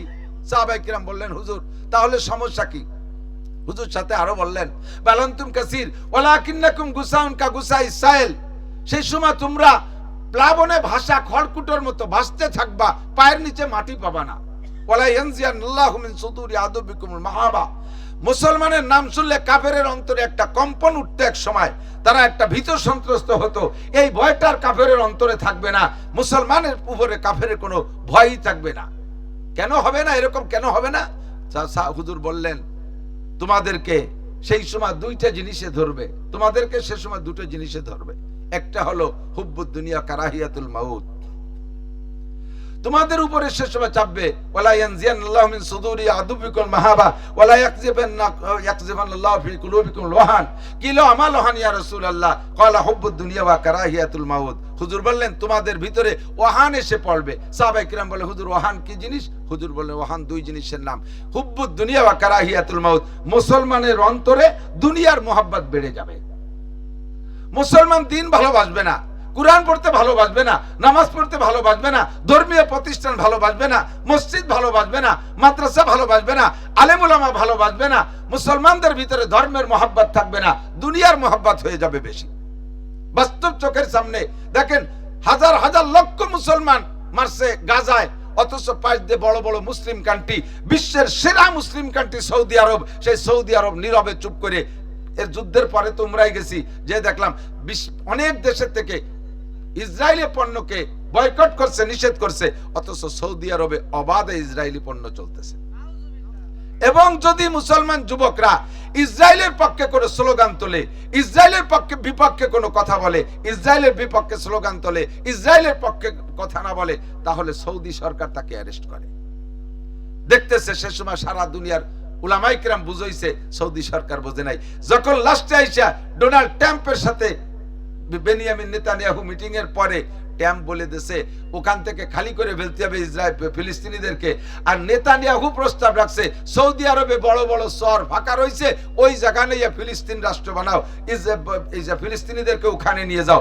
তখন উনার টনক নড়ছে যে এই আমেরিকানরা কি বলতে চাচ্ছে, ইসরায়েলের উদ্দেশ্য কি মুসলমানদের সাথে। এখন উনি এসে শেষ বেলায় এসে একমত পোষণ করছে, কিন্তু কাজ হবে না যতক্ষণ পর্যন্ত তুমি মূলনীতির পর না আসবে, আল্লাহর হুকুম কোরআনে আইনকে সম্পূর্ণভাবে বাস্তবায়নের সিদ্ধান্ত না নেবে, অতদিন পর্যন্ত দুনিয়ার কোন রাজনীতি দল এই জমিনের উপরে শান্তি প্রতিষ্ঠিত করতে পারবে না। তোমাদেরকে অমুসলমানরা ঘেরাও করে ধরবে। আর একটা কি, হুব্বুদ দুনিয়া কারাহিয়াতুল মউত, মুসলমানের ভিতরে মরণের ভয় আর মুসলমানের ভিতরে দুনিয়ার লোভ যখন আসবে তখন কাফেররা এই সুযোগটা গ্রহণ করবে। এই অন্যায় যে তিনটা, যে অন্যায় তিনটের কারণে ক্ষুধার এই চারটি গজব আসবে, তার ভিতরে এক নম্বর, সকলে খেয়াল করেন, সকলে খেয়াল করেন, এক নম্বর অন্যায় হলো ইজা আবগাজাল মুসলিমুনা উলামাআহুম। খেয়াল করতেছেন? ইজা আবগাজাল মুসলিমুনা উলামাআহুম, যখন মুসলমানরা মুসলমান হইয়া আলেমদেরকে সহ্য করতে পারবে না, আলেমকে দেখলে চোখ টাটাবে, আলেমের সম্পর্কে সমালোচনা, আলেমের দোষ ধরার জন্য মাঠে ওয়াজ শুনতে আসে, ওয়াজ শুনে ওয়াজের থেকে কিছু শিক্ষা নেবে এজন্য না, ওয়াজ শুনতে আসে যে হুজুর কি কি ভুল করে সেই ভুলটা ধরিয়ে অ্যাটাক করব, লুকমা দেওয়ার জন্য আসে। চায়ের দোকানে বসে বসে কিছু ধর্মীয় আলোচনা করলে করতে পারে, তা বাদ দিয়ে, আল্লাহ বিল্লে বাদ দিয়ে, কিছু ভালো আলোচনা বাদ দিয়ে দুনিয়ার গীবাত শিকায়ত পচা দরবার। আর সবচাইতে বেশি সমালোচনা চলে সারা দেশ জুড়ে, আমরা বিশেষ করে আমাদের বাংলাদেশ, প্রত্যেকটা আড্ডার ভিতরে আলেম উলামাদের সমালোচনা। ভাবছিলাম যে হুজুররা ভালো, হুজুরা এই খারাপ, ওই খারাপ, সেই খারাপ। নিজের স্বার্থের যখন কম পড়ে সেই সময় হুজুররা খারাপ হয়ে যায়, আর যখন স্বার্থ আমাকে দেয় হুজুররা, সেই সময় হুজুররা খুব ভালো। চোখের সামনে দেখলাম তো অনেক কিছু। ইজা আবগাজাল মুসলিমুনা উলামাআহুম, মুসলমান যখন আলেমদেরকে খাটো করে রাখবে, দেখবেন বাস্তবে জগতে এই বাংলার জমিনে দেখেন কত ডিপার্টমেন্টে চাকরি চলতেছে, ছোট থেকে ছোট একটা পদ, তারও কি পরিমাণ বেতন। স্কুলের একটা নাইট গার্ড, স্কুলের একটা চা গই দিয়ে একটা বয়, তার বেতনে 15-20,000 25,000 টাকা। আপনাদের মসজিদের ইমাম সাহেবের বেতন 25,000 টাকা, 30, হ্যাঁ কত, 5,000, কয় হাজার, 8,000, 8,000 টাকায় আপনারা যারা প্রযুক্তিকে বিশ্বাস করেন আর আমল করেন, তারা তো মোটামুটি কন্ট্রোলে থাকেন, ছেলে হোক মেয়ে হোক, একটা অথবা দুটিয়ে। আর হুজুররা তো ওগুলো বাড়ি একটা মূল্যায়ন করে না, কাছে কাছে হুজুরকে তো আলহামদুলিল্লাহ আল্লাহ দিতেই তালে থাকে, 7টা 8টা 10টা ছেলে মেয়ে, 5-6টা 3-4টে ছেলে মেয়ে, তো 4টে 5টা 6টা ছেলে মেয়ে নিয়ে 8,000 টাকা বেঁচে থাকা তো দূরের কথা, এক তো মরাও সম্ভব না। সব কয়জন যদি একদিন মারা যায়, 8,000 টাকায় ওদের কাফন দাফন হবে? বাস কিনা, কাফনের কাপড়, সাবান সুটা কিনে টিনে 6 জনের মাটিও দিয়ে সারতে পারবে না, বেঁচে থাকা তো দূরের কথা। মসজিদের সেক্রেটারি সিগারেট খায় মাসে 10,000 টাকা, সেক্রেটারি সিগারেট খায় 10,000, মসজিদের ইমাম সাহেবের ভাত খাতিও 10,000 লাগে না, তারে বেতন দেব। ও আছে হুজুর একটা ব্যবস্থা আছে। কি ব্যবস্থা? ওই যে বিয়েতে পয়সা পায় না, কি বিয়ে কয় মহল্লায় বিয়ে, সে মহল্লার বিয়েও বাদ হয়ে গেছে, তা যে কোর্টে হওয়া শুরু হয়ে গেছে। হুজুরকে কবার হচ্ছে বিয়ের 20টাও বাদ, তাও ছুটি গেছে। মিলাদ টিলাদ আছে না, মিলাদের পয়সা নিতে তো নিষেধ করে দিছি আমরা, হজের মাঠে বলে দিছি সোয়াবের নিয়তে মিলাদ দিয়া, সোয়াবের নিয়তে দোয়া অনুষ্ঠান করাইয়া হুজুরকে টাকা দিলে আপনার কোনো সোয়াব হবে না। সোয়াবের নিয়তে খতম পড়াইয়া আপনি পয়সা দিলে আপনি সোয়াব পাবেন না। আপনার মাইয়েত মরহুম মুর্দাগানদের জন্য হুজুরকে দিয়ে কোরআন শরীফ পড়াবেন, রমজান মাস আসতেছে, হুজুররা তো অনেকে রেডি আছে যে খতম পড়ে ভালো পয়সা পাবো, কিন্তু সর্বনাশ এটা করে দিয়ে গেলাম নাকি তা আল্লাহ জানে। হুজুরকে আয়ের উচ্চবন ধরিয়ে দিয়ে গেলাম। ভালো করে মনে রাখবেন, হারাম খাবেন না, কোনো ভাবেও লাভ হবে না। খতমে কোরআন সোয়াবের নিয়তে পড়ে, হ্যাঁ খতমে কোরআন, জালালি খতম, এগুলো যদি দুনিয়ার কোনো বিপদ আপদ থেকে উদ্ধারের জন্য হয় তাহলে আপনি নিতে পারবেন টাকা। অসুস্থ হয়ে পড়ছে রোগী, ভালো হয় না, মন্দ হয় না, কোনো দিক যায় না, তাকে সেবা শুশ্রূষার জন্য জালালি খতম, দোয়া ইনিস খতম পড়াইছেন, কোরআন শরীফ খতম পড়াইছেন, এ জায়গায় কন্ট্যাক্ট করে টাকা নেই। এটা চিকিৎসা, এটা সোয়াবের জন্য পড়ে নাই, এটা চিকিৎসার জন্য, রোগ থেকে বাঁচার জন্য, বিপদ থেকে উদ্ধারের জন্য। কিন্তু আব্বা মারা গেছে 1 খতম কোরআন শরীফ পড়ে দেন, মা মারা গেছে 2 খতম কোরআন শরীফ পড়ে দেন। নেকির আশায় যদি কোরআন শরীফ খতম পড়ান বা যে কোনো খতম পড়ান, এর বিনিময়ে নেওয়া যাবে না, দোয়া মিলাদ করে পয়সা নেওয়া যাবে না, এতেও পয়সা বন্ধ করে দিলাম। তাহলে হুজুররা বাঁচবে 8,000 টাকা দিয়ে। দুনিয়ার সবচেয়ে পিছিয়ে রাখছে ওলামায়ে কেরাম। আমি দাবি করবো, এদিক তাকান, বাস্তব যদি হয় সাক্ষী দিবেন। আপনাদের যারা সাধারণ পাবলিক আছেন, আমি চেহারা দেখে বুঝি, যে যার ব্যবসা করে সে তার মাল দেখলি চেনে। আমি এই ব্যবসায়ী করে জীবন করে, চেহারা দেখলি টের পাই। কারে জিজ্ঞেস করলে আপনি ফেল করবেন আমি জানি। সূরা ফাতিহা শুদ্ধ করে পড়তে পারবেন না সাধারণ পাবলিক যারা মাদ্রাসায় পড়েন নাই, এরকম পাবলিক যারা নামাজ পড়তেছেন, 100% ওভার শিওর আপনি সূরা ফাতিহা শুদ্ধ করে পড়তে পারবেন না। আর নামাজ ভাঙার কারণ 19টে, কয়টা বলেন, কয়টা? 1 নম্বরটা কি? নামাজে অশুদ্ধ পড়া, নামাজে অশুদ্ধ পড়া। তা নফল নামাজে অশুদ্ধ পড়লে নফল হয় না, সুন্নতে অশুদ্ধ পড়লে হয় না, ওয়াজিবে অশুদ্ধ পড়লে নামাজ হয় না, ফরজ নামাজ অশুদ্ধ পড়লে হয় না। আপনার কিরাত দিয়ে আপনি যে নামাজ পড়তেছেন, আল্লাহর কসম, তার 99 নামের কসম দিয়ে বলি, আপনার ওই অশুদ্ধ কিরাতের নামাজ দিয়ে 1 মিনিটও জান্নাতে যেতে পারবেন না। আপনার নামাজ আমল নামায় লিখতেছেই না, আপনার কোনো নামাজই হচ্ছে না। আপনি না পড়লে না পড়তে পারেন, তাতে কিছু আসে যায় না। বলবেন যে হুজুর এভাবে কড়াকড়ি বলে দিলি তো যাও একটু ভরতাম, তাও পড়বে না। না পড়েন, না পড়েন, আমার কি? আপনি না বললে আমার কি? আপনি না বললে আল্লাহর কি? আপনি নামাজ না বললে আল্লাহ রসুলের কি? ধর্মের কি? ইসলামের কি? ধুলাই খাবেন আপনি। আপনাকে বাঁচার জন্য সিদ্ধান্ত ওঠা না যে হ্যাঁ ভুল পড়লি যদি হয় না, তা শীতকালে ঠান্ডা পানিতে জীবন এত কষ্ট হয়ে বেড়াবো কা, তার সাথে বা দিয়ে দিলাম, দেন সময় মতো একা করতে নামাজের জন্য 230 কোটি 40 লক্ষ বছর জাহান্নামে পড়বেন। রেডি হয়ে যান যদি পুরা খাইতে পারেন। এখন আপনার বাঁচার একটা উপায় আমরা উলামায়ে কিরামরা হানাফি মাযহাবের মাসালা অনুযায়ী আমরা বলি, সেটা হলো মান কানা ফি সালাতি ইমামুন ফাকিরাতুল ইমাম লাহু কিরাতুন। যার নামাজে ইমাম আছে, ইমামের কিরাতি তার কিরাত, ওই লোকটার কিরাত পড়া লাগে না।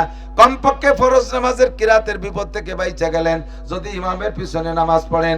ইমাম সাহেবের কিরাত শুদ্ধ কিরাত দিয়ে নামাজ পড়াইছে, আপনি ইমামের পিছনে নামাজ পড়ছেন, আর ইমাম যদি ভুলও পড়ায় তবু আপনার মাইর নাই, আপনি পেয়ে যাবেন শুদ্ধ নামাজের সওয়াব। আপনি এখানে কিরাতের বিপদ থেকে বেঁচে গেলেন। কার কাঁধে ভর দিয়ে? ইমামের কাঁধে ভর দিয়ে। ইমাম সাহেবের 8,000 টাকা বেতন দিয়েছেন, সেই ইমাম সাহেব মহল্লার 100 মানুষকে শুদ্ধ নামাজ পড়াইয়া প্রত্যেক একা ওয়াক্তের বিনিময়ে 230 কোটি 40 লক্ষ বছর জাহান্নাম থেকে বাঁচাই দিচ্ছে। 230 কোটি 40 লক্ষ বছর জাহান্নাম প্রত্যেক একা ওয়াক্ত নামাজের কারণে আপনাকে বাঁচাই দিচ্ছে। যে ইমাম সাহেব আপনাকে এত বড় উপকার করতেছে, ওই ইমামের বেতন কেমন হওয়া দরকার? বাংলাদেশের সরকারি প্রতিষ্ঠানে সবচাইতে বেশি বেতন পায় যে প্রেসিডেন্ট, সবচাইতে বেশি যে বেতন পায়, তার চাইতে 1 টাকা বেশি হলেও বাংলাদেশের প্রত্যেকটা মসজিদের ইমামের বেতন হওয়া উচিত। কিন্তু ইমামের বেতন আরো দেবে না, আমরা বাইরে উঠতেছি না, হুজুরে কও 2000 টাকা কম দেবো, যদি থায় থাকলো, না থাকলে চলে যেতে কও, পারলাম না। কত সহজ করে দিয়েছে আল্লাহ। ইউরিদুল্লাহু বিকুমুল ইউসরা ওয়া লা ইউরিদু বিকুমুল উসর। আল্লাহ পাক সহজ পথ অবলম্বন করেছে, কঠিনকে পথ অবলম্বন করে নাই। খেয়াল করেন, আমরা ইমামের পিছনে নামাজ পড়লে আমাদের পড়া লাগতেছে না, বেঁচে গেলাম না মহাবিপদ থেকে, বেঁচে গেলাম। কত উপকার করছি। রমজান মাসে যদি আল্লাহ পাক বলতেন, নবী পাক বলতেন যে প্রত্যেকের যার যার এক খতম কুরআন শরীফ তার নিজের তিলাওয়াত করতে হবে তারাবির মধ্যে। খেয়াল করেন নাই? প্রত্যেককে যদি বলা হতো যার যার 30 পারা কুরআন শরীফ মুখস্থ করে যার যার তারাবি সেই ভর্তি হবে, কয়সা সাফারতাম। ইমাম সাহেব রমজানে তারাবি পড়াইয়া আমারে কত মোটা নেকি দিচ্ছে। এমনি রমজানে 1 খতম কোরআন শরীফ তিলাওয়াত করলে সর্বনিম্ন নামাজ ছাড়া সর্বনিম্ন 70 খতম কোরআন শরীফের সওয়াব পাবেন। নামাজের মধ্যে পড়লে একে আবার আপনি 100 দিয়ে গুণ দেন, 70 খতম এমনি পড়লে 700 খতমের নেকি পাবেন আপনি নামাজের মধ্যে পড়লে। 7,000 খতম, 7,000 খতমে কোরআনের নেকি, কোরআনের নেকি ইমাম সাহেব তারাবির নামাজের মাধ্যমে আপনাকে দিয়ে দিচ্ছে। আপনি চুপ করে দাঁড়াইয়া শুধু তিলাওয়াত শুনে ইমামের পিছনে নামাজ পড়ে আসবেন, রমজানের শেষে আপনি আলহামদুলিল্লাহ 7,000 খতমে কোরআনের নেকি নিয়ে বাড়ি চলে যাবেন। এত বড় উপকার করলে ইমাম সাহেব, সেই ইমাম সাহেবের 2 টাকা দিতে যাইয়ে কত ফতোয়া, বাবা কত ফতোয়া। মাহফিলের টাকা চাইলে ফতোয়া, ওয়াজের টাকা চাইলে ফতোয়া দেয়, মসজিদের টাকা চাইলে ফতোয়া, ইমাম সাহেবের বেতন চাইলে ফতোয়া, তারাবির টাকা চাইলে ফতোয়া, জারি যাত্রা, করসা, গাজীর গান, গুণ যাত্রা, দুনিয়ার আকাম কুকাম, কনসার্ট মনসার্ট, কত কত ক্রীড়া প্রতিযোগিতা করতেছে, এই স্পোর্টস করতেছে, সে জায়গার টাকা দেওয়ার ব্যাপারে কোনো ফতোয়া না, সে জায়গা অবাধে টাকা দিচ্ছে আনন্দের সাথে। সব যত মায়ের সব হুজুরকে পড়ায় নিয়ে ফেলাও, কোন জায়গা হুজুরকে উঠতে দেবে না, আলেম ওলামার মোটে কথাই বলতে দেবে না। মসজিদে কথা বলতে গেলে হুজুর রাজনীতিবাদ দিয়ে কথা বলেন। আরে মিয়া, মসজিদ রাজনীতি। বিশ্বনবী সাল্লাল্লাহু আলাইহি ওয়াসাল্লাম মসজিদে নববীকে বানাইছিলেন সংসদ ভবন, হুজুরের জেলখানার মসজিদে নববী, হুজুরের সংসদ ভবন মসজিদে নববী, ওখানে বসে নবী পাক রাজনীতি করেছেন। আমাদের যে পচা রাজনীতি, এই দিয়ে মসজিদই চলবে না। কিন্তু মসজিদের কোরআনের রাজনীতি আলোচনার কেন্দ্রবিন্দু হবে মসজিদ। কতক্ষণ ঠিক কি ঠিক না? আপনি আওয়ামী লীগ করেন, আসেন কোরআন হাদিসের রাজনীতি নিয়ে মসজিদের মধ্যে করেন। আপনি বিএনপি করেন, আসেন কোরআন হাদিসের রাজনীতির আলোচনা মসজিদে বসে করেন, আপনাকে সে অনুমতি আছে। জাতীয় পার্টি করেন, কোরআন হাদিসের রাজনীতির আলোচনা আনেন মসজিদের মধ্যে করেন। আমাকে ও জায়গায় কথা বলাই যাবে না। আল্লাহু আকবার। আল্লাহ হেফাজত করুক, বলেন আমিন। যখন মুসলমান আলেমদেরকে সহ্য করতে পারবে না, ক্রিটিসাইজ করবে, খাটো করে জানবে। কোন আলেম যদি চেয়ারম্যানতে দাঁড়ায়, হুজুর গেবান নু চড়ছে টোন মারিয়ে কার বেশ কি ঠেলায় টিয়া যায় না কে টোন মারা না। বাংলাদেশের চরমনের হুজুরের দলের থেকে 12 জন চেয়ারম্যান হয়েছে গত নির্বাচনে। এই 12 জন সম্পর্কে আমি জানি, প্রত্যেকের ইউনিয়নের ভিতরে 12 জন চেয়ারম্যানের প্রশংসা আছে, এখনো পর্যন্ত কোনো বদনাম নেই। আমাদের মাগুরা আছে মৌলানা উসমান গনি মুসাফরি, বক্তা একজন, তার ইউনিয়ন কাউন্সিলে গেছি, যাইয়ে দেখি আলহামদুলিল্লাহ। এর আগেও গেছি ওই কাউন্সিলে, নামাজের জায়গা ছিল না ভিতরে। এখন ইউনিয়ন কাউন্সিলের ভিতরে মৌলানা সাহেব, বক্তা সাহেব হচ্ছে চেয়ারম্যান, সুন্দর একটা নামাজের ব্যবস্থা। 9 জন মেম্বার, তাকে চেহারা দেখলে বোঝা যায় যে জীবনও স্লিপ করে পড়লি পশ্চিম দিক পড়তো না। এখন 9 জন মেম্বার দাঁড়িয়ে রাখছে, 9 জন মেম্বারই নামাজি, চেয়ারম্যান সাহেব ইমাম আর মেম্বাররা মুসল্লি। যে কয়জন চকিদার দফাদার তারা ইমাম, চেয়ারম্যানের পিছনে মুসল্লি। সে একটা আজীব কারবার। একজন মানুষ এই ইউনিয়নের থেকে সমালোচনা করে না চেয়ারম্যানের। ইজা কানা উমারাকুম খিয়ারাকুম, যখন এরকম হবে, প্রমাণ হবে ইনশাআল্লাহ, আসমান থেকে রহমত, জমিন থেকে বরকত শুরু হয়ে যাবে। আসমান থেকে রহমত, জমিন থেকে বরকত আসবে। কিন্তু যতদিন পর্যন্ত আলেম উলামাকে খাটো করে দেখবেন, দেখতে পারবেন না, ঠাট্টা করবেন, ভিক্ষু খয়রাইতে ছেলে মেয়েরে মাদ্রাসায় ভর্তি দেয় না, কমই মাদ্রাসায় পড়াবে না, ও জায়গা বললে সার্টিফিকেট হয় না, খয়রাইতে হয়ে যায়। থ্যাংক ইউ, আপনাকে অসংখ্য ধন্যবাদ। এদিক থেকে যারা আমাদেরকে ভিক্ষুক বলবেন আর খয়রাইতে বলবেন, আমি তাকে কপালে একটা চুমো দেই। আপনাকে অনুরোধ থাকলো, কিয়ামতের ময়দানে যাই আল্লাহর সামনে বলবেন, আল্লাহ হুজুররা ভিক্ষা করে খাইতে, এই কথাটা একটু বলবেন তো ইনশাআল্লাহ। যদি আপনি বলেন আল্লাহর সামনে মহব্বতের সাথে, তাহলে আমি যদি কথা কইন না, আমি যদি জান্নাতে আমলনামা পাই, তাহলে আপনারে সুপারিশ করে জান্নাতে নেব ইনশাআল্লাহ। যদি খালি এই কথাটা বলেন, এই কথাটা তো কেমন একটা কথা হয়ে গেল না, হুজুররা ভিক্ষা করে খায়, খয়রাত করে খায়, এটা আপনি এত খুশি আছেন কেন? আমি খুশি হওয়ার কারণ হলো যে ভিক্ষা করে খাই, এই কথাটা যদি বলেন, তাহলে কথার ভিতরে আপনি আমার রুজি হালাল এর সার্টিফিকেট দিচ্ছেন। ভিক্ষার টাকা হারাম না। আমি অভাবে বলছি আমার 100 টাকা দেন, ভিক্ষা করে নিয়ে খেয়ে ফেললাম, এর মধ্যে হারাম হালালের কিছু আছে? সবই হালাল, এর মধ্যে করে হারাম না। আমি অভাবে পড়ছি, চেয়ে নিছি, আপনি আমার ভিক্ষুক বলছেন, তার মানে আমার রুজি হালালের সনদ দিয়েছেন, সাক্ষী দিয়েছেন। কিন্তু আপনি যদি এই কথাটা মহব্বতের সাথে বলেন, তাহলে আপনার উপকার করবো যেভাবে পারি। আর আপনি যদি এই কথাটা ঠাট্টার সুরে বলেন আর আমারে ব্যঙ্গ করার সুরে, হুজুররা ভিক্ষা দিয়ে খায়, তাহলে আমি কি করবো জানেন? তুমি টোন মারিয়ে খাও, তুমি মন মারিয়ে খাও, তুমি রাস্তা মারিয়ে খাও, তুমি ভিজিএফ কার্ড বেঁচে খাও, তুমি পঙ্গু ভাতা বেঁচে খাও, তুমি বয়স্ক ভাতা বেঁচে খাও, তুমি ব্রিজ কালভার্ট মারিয়ে খাও, তুমি সরকারি ফ্যাসিলিটি বিল্ডিং গুলো মারিয়ে দিয়ে খাও, ব্রিজের রড চুরিয়ে রেখে তার মধ্যে কুঞ্চি ঢুকাই দাও, রাস্তার পিচ চুরিয়ে রেখে তার মধ্যে মাটির তেল ঢেলে দাও। কতক্ষণ আমি এইগুলো কব, তুমি ওই কবার, আমি এই কব, দেখ কিরা জিততে পারে কইয়া।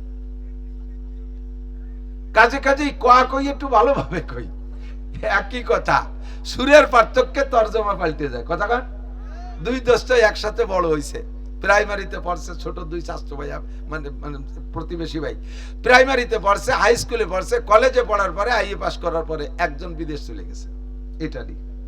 আপনাকে তো ইটালি বেশি দেয়, ইটালি গেছে।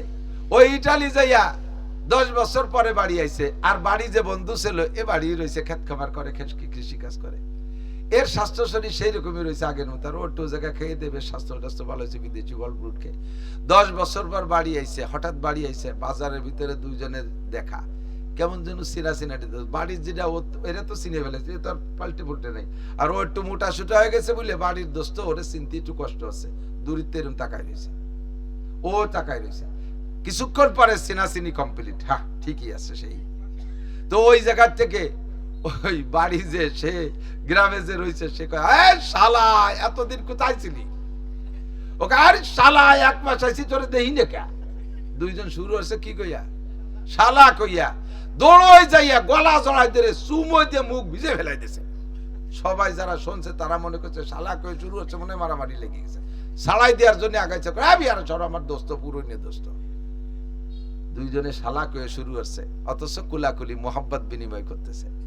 আর যার সাথে আপনার রাগারাগি আছে, গ্যাঞ্জাম আছে, তারে যায় শালা কোথার থেকে আসলি, তাহলে ওই জায়গা থেকে হাতে যা আছে তা মারি দেবে না কপাল বক্তে, শুরু হয়ে যাবে।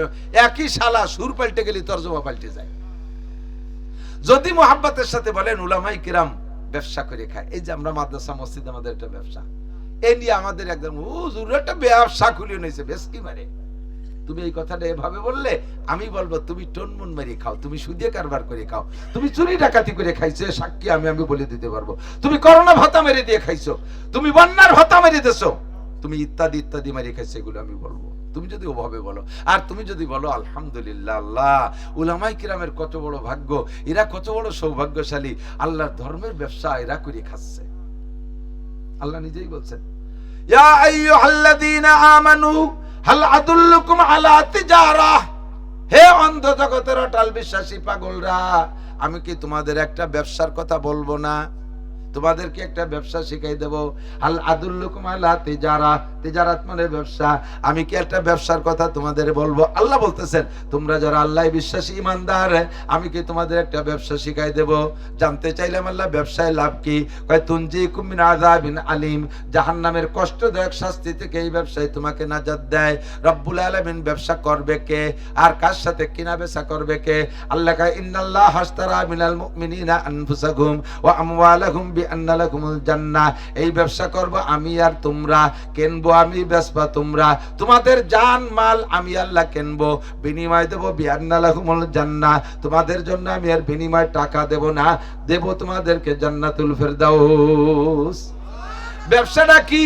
তুমিনুনা বিল্লাহি ওয়া রাসূলিহি ওয়া তুজাহিদুনা ফি সাবিলিল্লাহ, এই ব্যবসা হলো ঈমান আর ইসলামের ব্যবসা। আল্লাহর প্রতি বিশ্বাস তৈরি করবা, আল্লাহর প্রতি বিশ্বাস তৈরি করবা, আর শরীয়তের সমস্ত বিধিবিধানের পর আমল করবা, কাফের মুশরিকের মোকাবেলায় লাগলে লড়াই যুদ্ধ করবা। এবার প্রত্যেক ব্যবসা করতে গেলে মাল তৈরি করতে হয়, ব্যবসা তো মালের পর ব্যবসা হয়। এই মাল হলো ঈমান আর ইসলামের মাল। এই ঈমান আর ইসলামের মাল প্রোডাক্ট তৈরি হয় কোন জায়গা?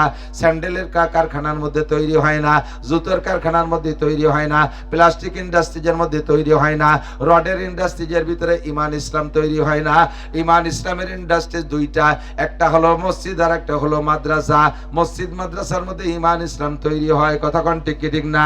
কাজেই আমার ব্যবসা, ব্যবসা করতে গেলে আমার কারখানা লাগে, ব্যবসা করতে মাল উৎপাদন করতে কারখানা লাগে, এবার ব্যবসার মাল বেচতে আমার শোরুম লাগে, দোকান লাগে। এই দোকান হলো আমার মসজিদ মাদ্রাসা, এই কারখানা হলো আমার মসজিদ মাদ্রাসা।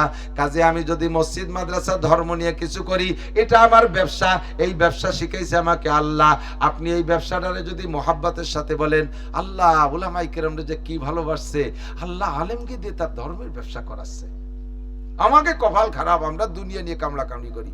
তাহলে ভাষাটা আপনার সুন্দর হয়েছে, আপনার সম্পর্কে আমি কিছু না কিছু চেষ্টা করবো ইনশাআল্লাহ। আর যদি বেশ কি ব্যবসা খুলি নিয়েছে, মসজিদেরটা মানে কয় রাত, মাদ্রাসাটা মানে কয় রাত, খালি খয়রাত খয়রাত ব্যবসা বানায় নিয়েছে। এই যে ক্রিটিসাইজের সাথে বললেন, ইনশাআল্লাহ দামামারি দিয়ে হবে কপাল বক্তে। হাতে যা আছে তা কিয়ামতের ময়দানে মারি দেওয়া হবে। মোহাব্বতের সাথে উচ্চারণ করতে হবে। ওলামায়ে কিরাম ধর্মের ব্যবসা করে। আরে ভাই, আপনারা যারা দুনিয়া আছেন, দুনিয়াদার যারা আছেন, দুনিয়ার কাম করেন, আপনাদেরও ব্রেন আছে, আমাদের ব্রেন নেই। আপনাদের ব্রেন দিয়ে আপনারা এত কিছু পারেন, আমরা কি ব্যবসা পারি না? আমরা কি একেবারে আবাল হয়ে গেছি নাকি? আপনারা ইউনিয়ন কাউন্সিল চালাতে পারেন, আমি পারি না। একটা দুর্বলতা আছে আমাদের, নেতা হতে গেলে জেনারেল নেতারা পাঠার মতো কাজাকাজি করতে পারলে নেতা বড় হয়, দমাদম বকারি দেবে, গালাগালি দেবে, ইচ্ছা মতো যারে তারে দুনিয়াটা থাপ্পড় দেবে, বাস এটা বড় নেতা। আমরা ওই আকামটা পারি না। সরল ভাবে কোরআন হাদিস, কোরআন সুন্নাহ দিয়ে সুন্দরভাবে জাতিকে গড়ে উঠাইতে পারি, কিন্তু আমরাও ইউনিয়ন চালাইতে পারি, আমরাও উপজেলা চালাইতে পারি, আমরাও ডিসি কোর্ট চালাইতে পারি, আমরাও বিচার বিশ্লেষণ করতে পারি। জজ কোর্টে দিয়ে দেখেন দায়িত্ব, বিচার করতে না পারলে 1 মিনিটও সেখানে থাকবো না ইনশাআল্লাহ। কোরআন আর হাদিস ওয়াল স্কয়ার সর্বদিক দিয়ে পরিপূর্ণ যোগ্যতা করে হাজার হাজার আলেম তৈরি করে রেখেছে। আমরা সেদিকে যাই নাই, আমরা মাত্র 4 কাজের দায়িত্ব নিয়েছি, অনে মরণে জোড়নে খলনে। চার জায়গার দায়িত্ব নিছি। ওর সময় বিপদে পড়ে গেছে, বাচ্চা ডেলিভারি হচ্ছে না, দৌড়ে চলে আসবেন হুজুরের কাছে, হুজুর তাবিজেরটা লিখে দেবে। ইজা সামাউন সাক্কাত ওয়াজিনাত লিরাব্বিহা হুক্কাত ওয়াইজাল আরদু মুদ্দাত ওয়ালকাত মা ফিহা ওয়া তাখাল্লাত। পেটে যা আছে যাই বারে চলে যাবে। এই ওয়ার সময় বিপদে পড়ছেন, আমরা সেই বিপদ উদ্ধারে পানি ভরার জন্য বসে তাই মসজিদে। 2 নম্বরে মরণে, মরার সময় কলেমা নসিব হচ্ছে না, জীবন ভরে দুনিয়া নিয়ে কামলা কামলি করছেন, মরার সময় ছেলের কাব্বা পড়ে লা ইলাহা ইল্লাল্লাহ। বাপে কয় কোন জমি বিক্রি হবে? জমি কিনতে কিনতে জমির নিচা হয়ে গেছে। কয় লা ইলাহা ইল্লাল্লাহ, কোন জমি বিক্রি হবে? দৌড়ে গেছে হুজুর কাছে, হুজুর আমার আব্বা তো কলেমা পড়তে পারতেছে না, এ মরার সময় জমি কেনার দান্দা করতেছে। হুজুর রাইছে 5-6 জন কোরআন শরীফ নিয়ে গিরিয়ে বইছে, সূরা ইয়াসিন তিলাওয়াত করলে শয়তান চলে গেছে। বুড়োরে কইছে পড়ে লা ইলাহা ইল্লাল্লাহ। এবার বুড়ো পড়ছে লা ইলাহা ইল্লাল্লাহ মুহাম্মাদুর রাসূলুল্লাহ। মরার সময় বিপদে পড়ছে, এই বিপদ উদ্ধার করার জন্য আমরা আবার মরার পরে কবর আযাব শুরু হলো কিনা দুশ্চিন্তায় আছো। তোমার ছেলে মেয়েরা উপরে থাইকা আলেম উলামারে ডাইকা কোরআন শরীফ পড়ায় খতম পড়ায় দেবে, আল্লাহর রহমতে কবর আযাব মাফ হয়ে যাবে। আমরা তোমার অনে মরণে 2 জায়গা আছি, জোড়নে আমরা আছি, দুইটারে জোড়াই দেব, সুন্দর সুন্নতি তরিকায় বিয়ে করাই দেব। আমরা উলামায়ে কিরাম যদি না থাকি তাহলে বিয়ে পড়াবে কিনা? আর বিয়ে যদি না পড়ায় আকাম করতে কেউ বসে থাকবে না। দেশটা জারুর সন্তানের হারামজাদা জারিউর বাচ্চায় ভরে যাবে। দেশটাকে জারিউর বাচ্চার হারামজাদা থেকে বাঁচানোর জন্য সুন্দর সুন্নতি তরিকায় বিয়ে লাগবে।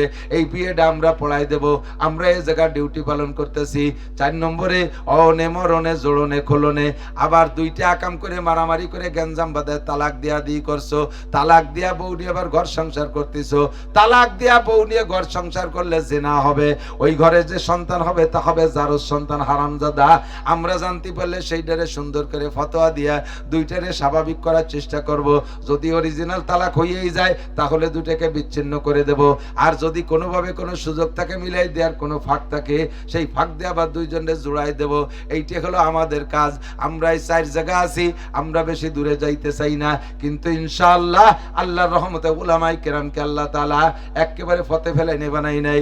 এরা অযোগ্য মূর্খ না, লেখাপড়া জানে। আপনারা কয় লাইন জেনারেল পড়েন, মাদ্রাসায় আসেন, দেখবেন উলামায়ে কেরামের কিতাবাদি দেখলে আপনি আশ্চর্য হয়ে যাবেন।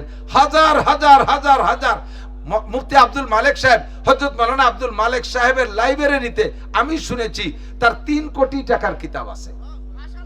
এরপরও তার তৃপ্তি হয় না, না পয়সার অভাবে মন মতো কিতাব কিনতে পারলাম না। কয়খান কিতাব, কয় জেনারেলের বাড়ি আছে, কয়খান কিতাব মুখস্থ করে আছেন। ঠাট্টা ব্যঙ্গ করে উলামায়ে কেরামের সাথে দূরত্ব সৃষ্টি করবেন না, মোহাব্বত রাখবেন, একদিন কাজে লাগবে। মোহাব্বত করবেন, একদিন কাজে। আল্লাহ, মহিলাদের দিক আমি যাব না, মহিলাদের দিক তো মহিলারা থাকবে, আমি ওর দিক যাবো কি? মহিলারা মহিলাকে জায়গায় থাক। 2 নম্বর হলো ওয়াল জোর মিনাস সুলতান, কি বলে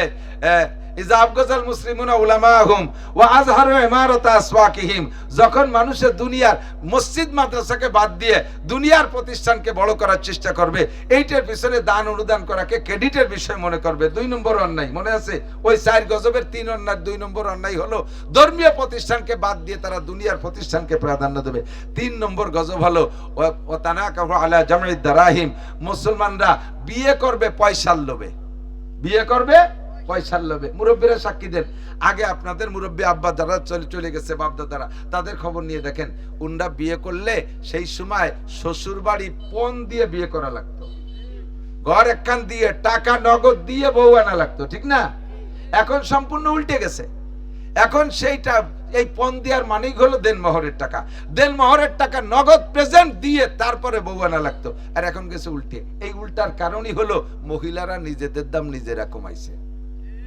মহিলারা নিজেদের দাম, আমি বলি সারা বাংলাদেশে সব মহিলা যদি 100% পর্দা করে, 100% পর্দা করে, আল্লাহর কসম মিথ্যাবাদী হব না ইনশাআল্লাহ।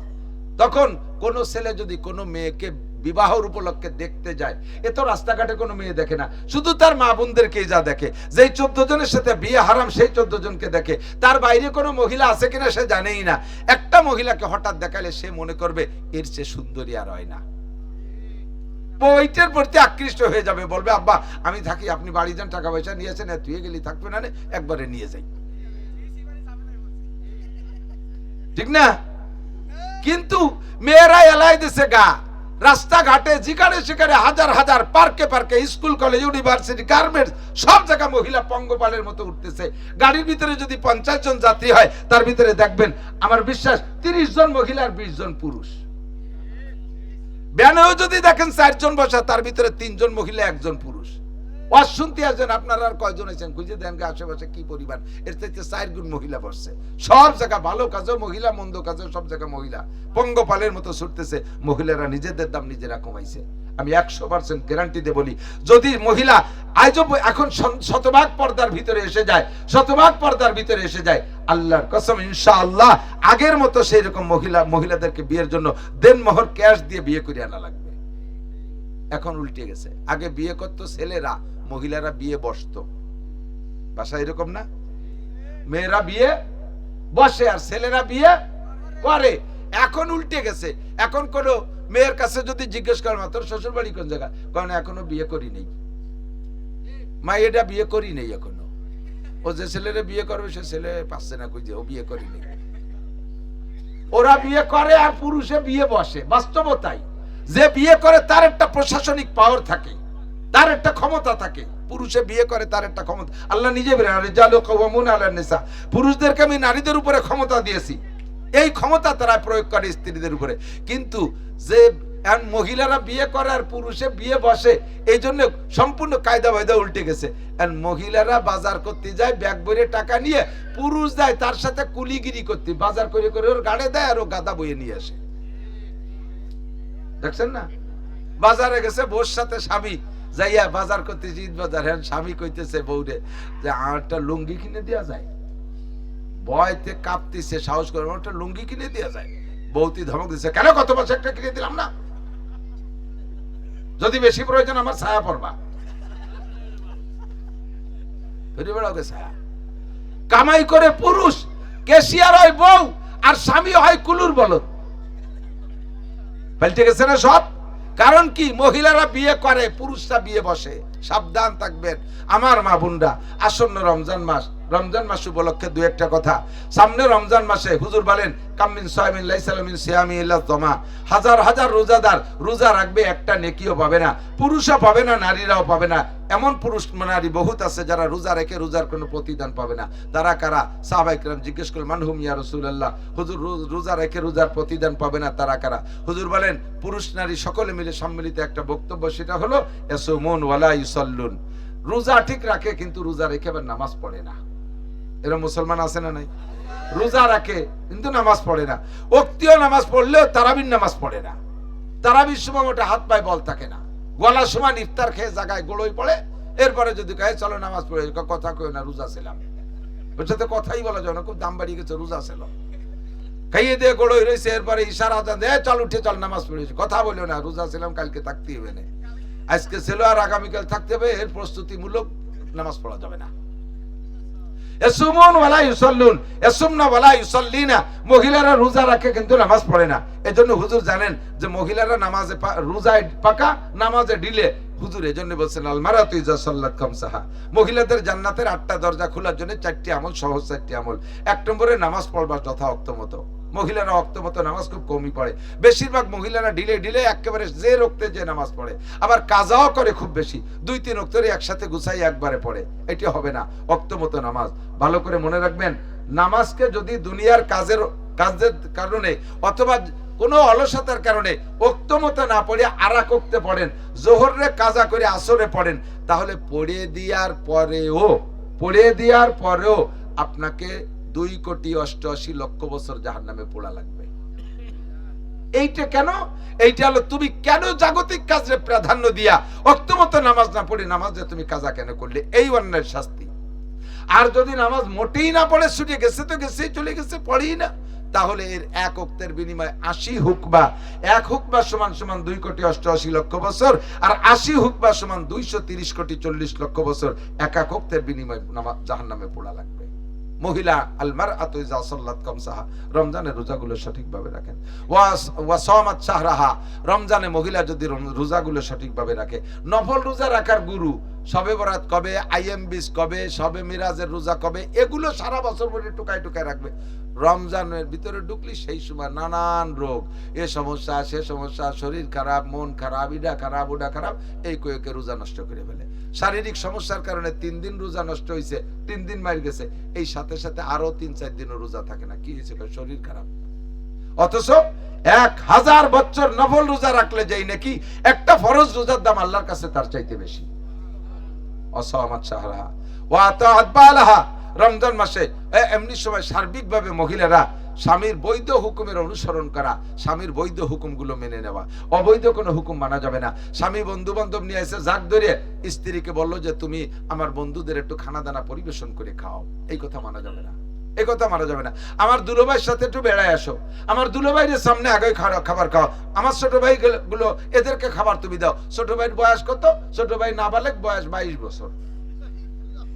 এই 22 বছরে নাবালেক ছোট ভাইরে খাবার দিতে হবে, তার সামনে যাইতে হবে। কিছু কিছু মুরব্বী আছে, কিছু কিছু মুরব্বী আছে, ছেলেরা যদি পর্দা করতে চায়, বিয়ে করার পরে তার বউরে পর্দায় রাখতে চায়, দেওর ভাসুরের সাথে দেখা করতে না দিতে না চায়, স্বামীতে যদি বাধা দেয় যে আমার ভাই ছোট বড় ভাইদের সাথে তুমি দেখা করবে না, খাস পর্দা করায়, মুরব্বীরাও ওই ছেলেটার পর প্রেসার ক্রিয়েট, বউ খালি ওর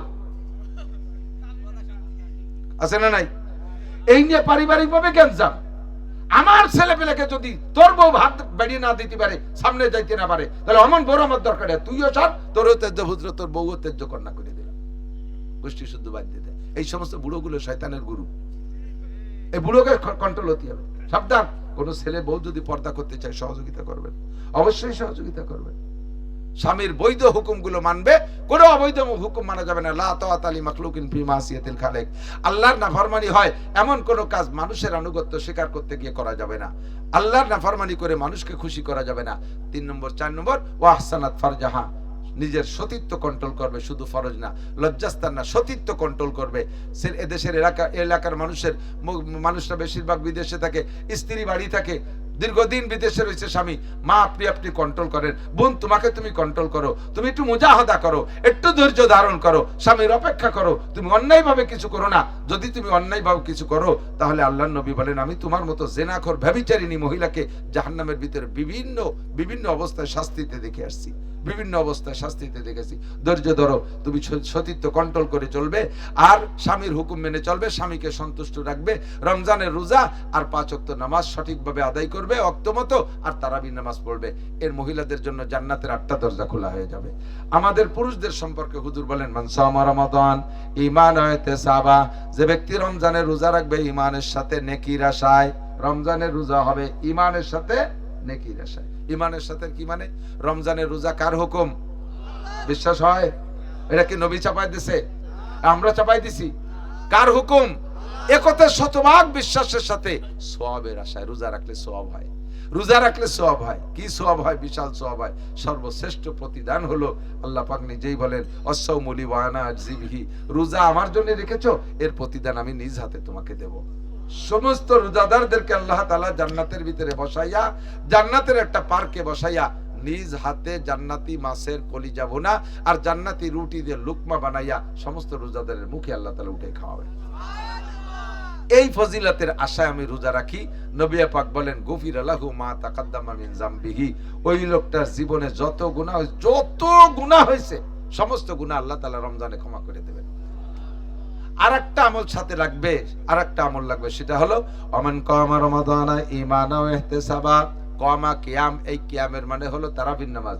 যে ব্যক্তি রমজান মাসে নিয়মিত তারাবির নামাজ পড়ে, ওই লোকটার আমলনামায় কোনো গুনাহ থাকে না। পুরুষরা রমজান ভরে রোজা রাইখা নামাজ পড়া ঈদুল ফিতরের দিন ঈদগাহে যে ঈদের নামাজ পড়ে বাড়ি আসে, কাজামিন ওয়ালাদাতুম্মুহু, নবী পাক বলেন কেমন যেন তাকে আজকে তার মা নবজাতক বাচ্চা হিসেবে ডেলিভারি করলো। নবজাতক বাচ্চার আমলনামায় যেমন গুনাহ থাকে না, ওই লোকটার আমলনামায় কোনো গুনাহ থাকে না, বেগুনাহ মাসুম হইয়া যায়। আর মহিলারা ঈদগাহে যাবে না, মহিলারা ঈদগাহে যাবে না, মহিলাদের ঈদের নামাজ নাই, মহিলাদের জুমার নামাজ নাই, মহিলাদের জানাজার নামাজ পড়া লাগে না, মহিলারা এই সব কঠিন এই সমস্ত ইবাদতের থেকে মুক্ত। শুধু রমজানের রোজা আর 5 ওয়াক্ত নামাজ আর তারাবির নামাজ। আরেকটা কাজ করতে হবে, হুজুর বলেন বহুত রোজাদার, তাদের আমলনামায় কোনো রোজায় নেকি হয় না। তারা কারা? ইয়াসুমুন ওয়ালা ইউসাল্লুন, নামাজ রোজা রাখে নামাজ পড়ে না। ইয়াসুমনা ওয়ালা ইউসাল্লিনা, মহিলা রোজা রাখে নামাজ পড়ে না। ইয়াসুমনা ওয়ালা ইয়াস্তাতিরনা, মহিলা রোজা রাখে অথচ পর্দা করে না। এই তো রোজা শুরু হলো, বিদেশি টাকা আসবে, স্বামীরা পাঠায় দেবে, কে ব্যাগ করে ভ্যানিটি ব্যাগ ভরিয়ে নিয়ে রাজৈর বাজার, মাদারীপুর বাজার, বড় বড় বাজার, তার চেয়ে যদি ভালো পয়সায় চলে যাবে ঢাকা নিউ মার্কেট ইনশাআল্লাহ। নাকি খেয়া পার হয়ে চলে যাবো, তো খেয়া তো পার হওয়া লাগে না, ব্রিজ পার। এই যে বাজারে যাইয়া মহিলারা রমজানে সারাটা রমজান ঈদ বাজারে দেখবেন কি ভিড় মহিলাদের। আপনার পুরুষরাও বাজারে যে দোকানে সিট পাবেন না, মহিলাদের কেনুর গুতে আপনার শরীর চলে আসতে হবে। হ্যাঁ, এই যে বাজারে যাইয়া মহিলারা রোজা নষ্ট করতেছেন, হুজুর বলেন ইয়াসুমনা ওয়ালা ইয়াস্তাতিরনা, মহিলা রোজা রাখে কিন্তু পর্দা করে না। এই মহিলার আমলনামায় রোজার কোনো বিনিময় দেওয়া হবে না, কোনো নেকি হবে না। ইয়াসুমুন ওয়ালা ইয়াস্তানিবুনাল হালাল আনিল হারাম, ওই সকল মানুষের রোজার বিনিময় কিচ্ছু পাবে না যারা রোজা রাখে অথচ হালাল হারাম বাছাই করে খায় না, যা পায় তাই খায়। সুদে টাকা, ঘুষিয়ে টাকা, ব্যারাকের টাকা, গ্রামীণ ব্যাংকের টাকা, বিভিন্ন হারাম প্রতিষ্ঠানে চাকরি করে সেখান থেকে টাকা, চোরা টাকা, ডাকাতি করা টাকা, জাতির হক মারিয়ে দেওয়া টাকা।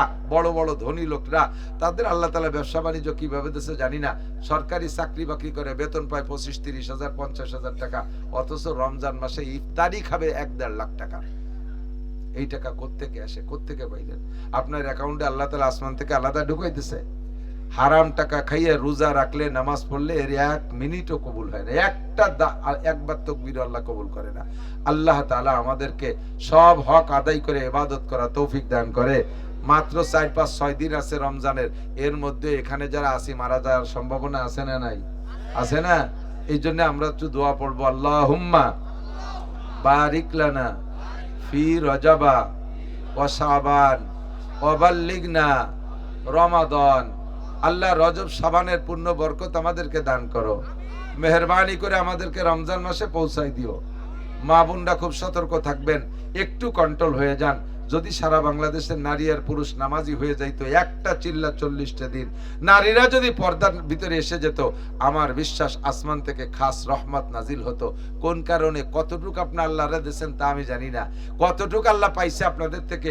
দেখেন এই বছর কয়দিনের ভিতরে বাংলাদেশের ফসলের অবস্থা সারা বাংলাদেশে ভালো হয়ে গেছে, সারা বাংলাদেশে ভালো হয়েছে। কোন কারণে আল্লাহ খুশি হয়েছে তা আল্লাহই ভালো জানে। আরো যদি ভালো হয়ে যেতে পারি তাহলে ইনশাআল্লাহ রহমত বরকত আরো বেশি পাবো আশা করি। আল্লাহ পাক আমাদের কবুল করুক, সবাই বলে আমিন। ঈশার নামাজ হবে না, আগে ঈশার নামাজ হবে, তারপরে আবার 2 জন বক্তা আছে, তারা কথা বলবে। ভাষাগত ত্রুটি বিচ্যুতি মার্জনীয়, যা বলেছি শুনেছি আল্লাহ আমল করার তৌফিক দান করুক, সবাই বলে আমিন। সুবহানাল্লাহি বিহামদিহি, সুবহানাল্লাহিল আযীম।